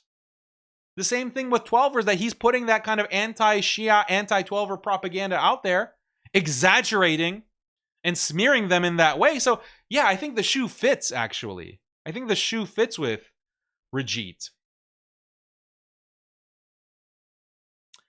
Akos says, Adnan theme song is Dinga Dinga. What's that? Adnan is my favorite lol cow. Nutty Caller says, mashallah, Brother Hijab is a PhD graduate of Azhar. I don't know if he has a PhD. He has a degree from Azhar. I think he's still working on his PhD, but it's not from Azhar. He has a degree from Azhar, though, so mashallah. I mean, it's like a shame that someone like Hijab has to waste his time with an uneducated bozo like Adnan. It was very clear in their discussion, like the difference in knowledge level, not just Islamic knowledge, Quran, Hadith, history, like on every level. Muslim Boogeyman, how's it going, bro? Lingam worship for unity, Sar. Yeah, that's what Adnan's motto is. 18 characters, thanks for your super chat. Debating the self-proclaimed historian, Adnan Rajid is arguing with a little girl. Is like arguing with a little girl. Now, little girls have more integrity and honesty. Like girls, children, you can explain like basic things, like basic entailment. You can hypotheticals, children have a high enough IQ to understand conditionals, hypotheticals, like giving them arguments. Like children are very concerned about consistency and they hate double standards. They have the fitra. That's what children are. Adnan and Wahhabis, hypocrites, they don't have that level of love for consistency or the IQ to understand hypotheticals, conditionals, consistency. Jalaluddin Rumi, thank you, bro, for your super chat. Good to see you. The funniest part was Zishan putting up comments against Adnan, and when he asked for balanced comments, all that he could find was "I'm so fat" and gibberish. Yeah, big W for Zishan. Let's see. Abdullah says, "Will you collab with Abu Ibrahim?" I'm not sure who that is. He says that Salafism is Wahhabism and doesn't make distinction. Even Hijab said that Salafism lost any meaning and it may have had. Isn't Salafism a problem also? No, I don't think Salafism, it depends on what you mean by Salafism. If by Salafism you mean like following Ibn Abdul Wahhab and following like Bin Baz and Ibn Uthaymeen and these kinds of modern scholars, then yeah, that's a problem. If you mean Salafism as in Athariism, following the Aqidah of Imam Ahmad ibn Hanbal, following the tradition of the Hanbali school in terms of fiqh, in terms of Aqidah, even following Ibn Taymiyyah, I don't think that's a problem. I think that's a legitimate school of Aqidah and fiqh that is well represented in our Islamic tradition. And if that's what you mean by Salafism, I don't have a problem with that. I know that there are Ash'aris, okay, who will have a problem with Atharis, they'll have a problem with Imam Ahmad, they'll have a problem with Ahl al-Hadith, they'll have a problem with Ibn Taymiyyah, and they have an axe to grind, and it's like a continuation of 1,000 years of Aqidah debate. And I'm not interested in that, actually, and I don't think it's helpful. I think it's only... It can potentially, if it gets heated, it can become part of sectarianism. It can be part of the problem, actually. So you have some who have an axe to grind against Atharism, against Ahlul Hadith, and they want to put everyone in the same basket. Oh, Salafism. And I disavow that. I disavow that type of approach. I'm not Ash'ari myself. I think on certain things the Ash'aris have good arguments, and other things they don't have the best arguments.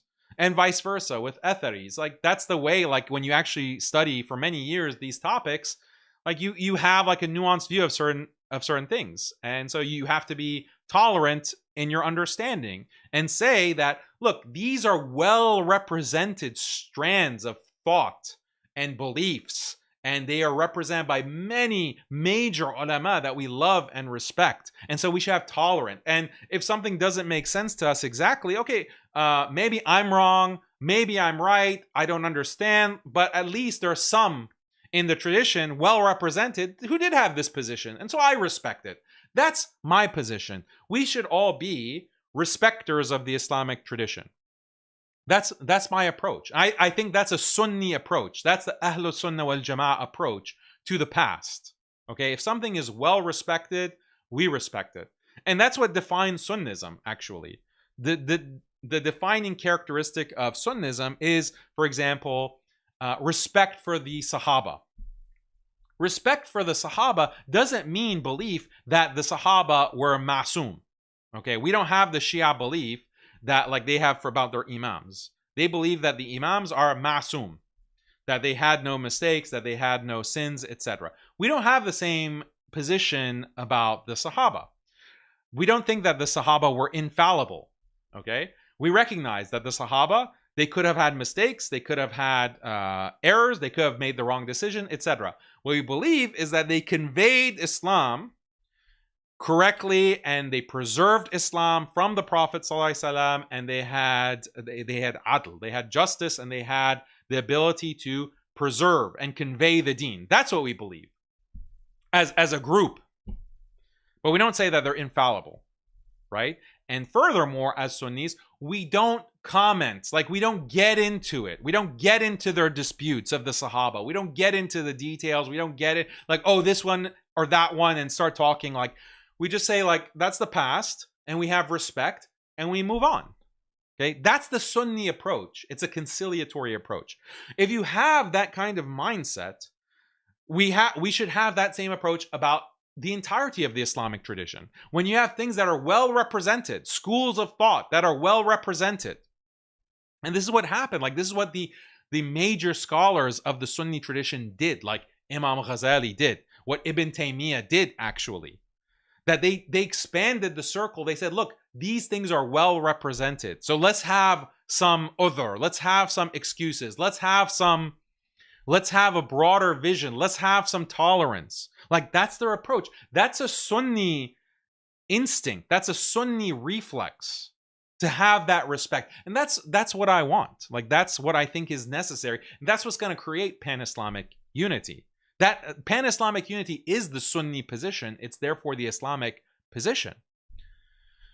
So, whereas if you're stuck in a 1,000-year-old debate, you're still disputing things from 1,300 years ago, 1,200 years ago. You're still fighting, and you're like ready to draw blood on these debates. Like, what are you doing? What are you doing? You can have your position. Take your position, that's fine. But can you also not see the need for tolerance, to come together as an ummah, unite under the banner of La ilaha illallah Muhammadur Rasulullah? Like, you don't see the need for that? And yeah, the people who want fitna, the people who want to like cause civil war, they just dwell on the periods of Islamic history that had fitna, and they say, oh, see, in the past they had a fitna too. So we're just following our predecessors. Oh, see, there was takfir, there was mass takfir done at this point, so that's what we're reviving. And they ignore all the periods of reconciliation, tolerance, expanding the circle of tolerance with other Muslims. So,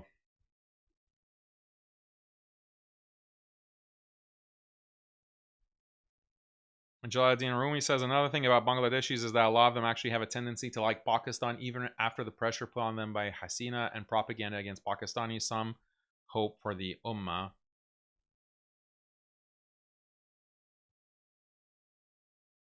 They like Pakistan. Is that a bad thing?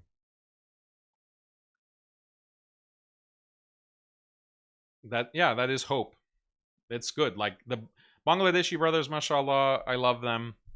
Just in general, like, there's so much talent in Bangladesh and so much iman, and I'm just amazed by the country of Bangladesh and the youth there.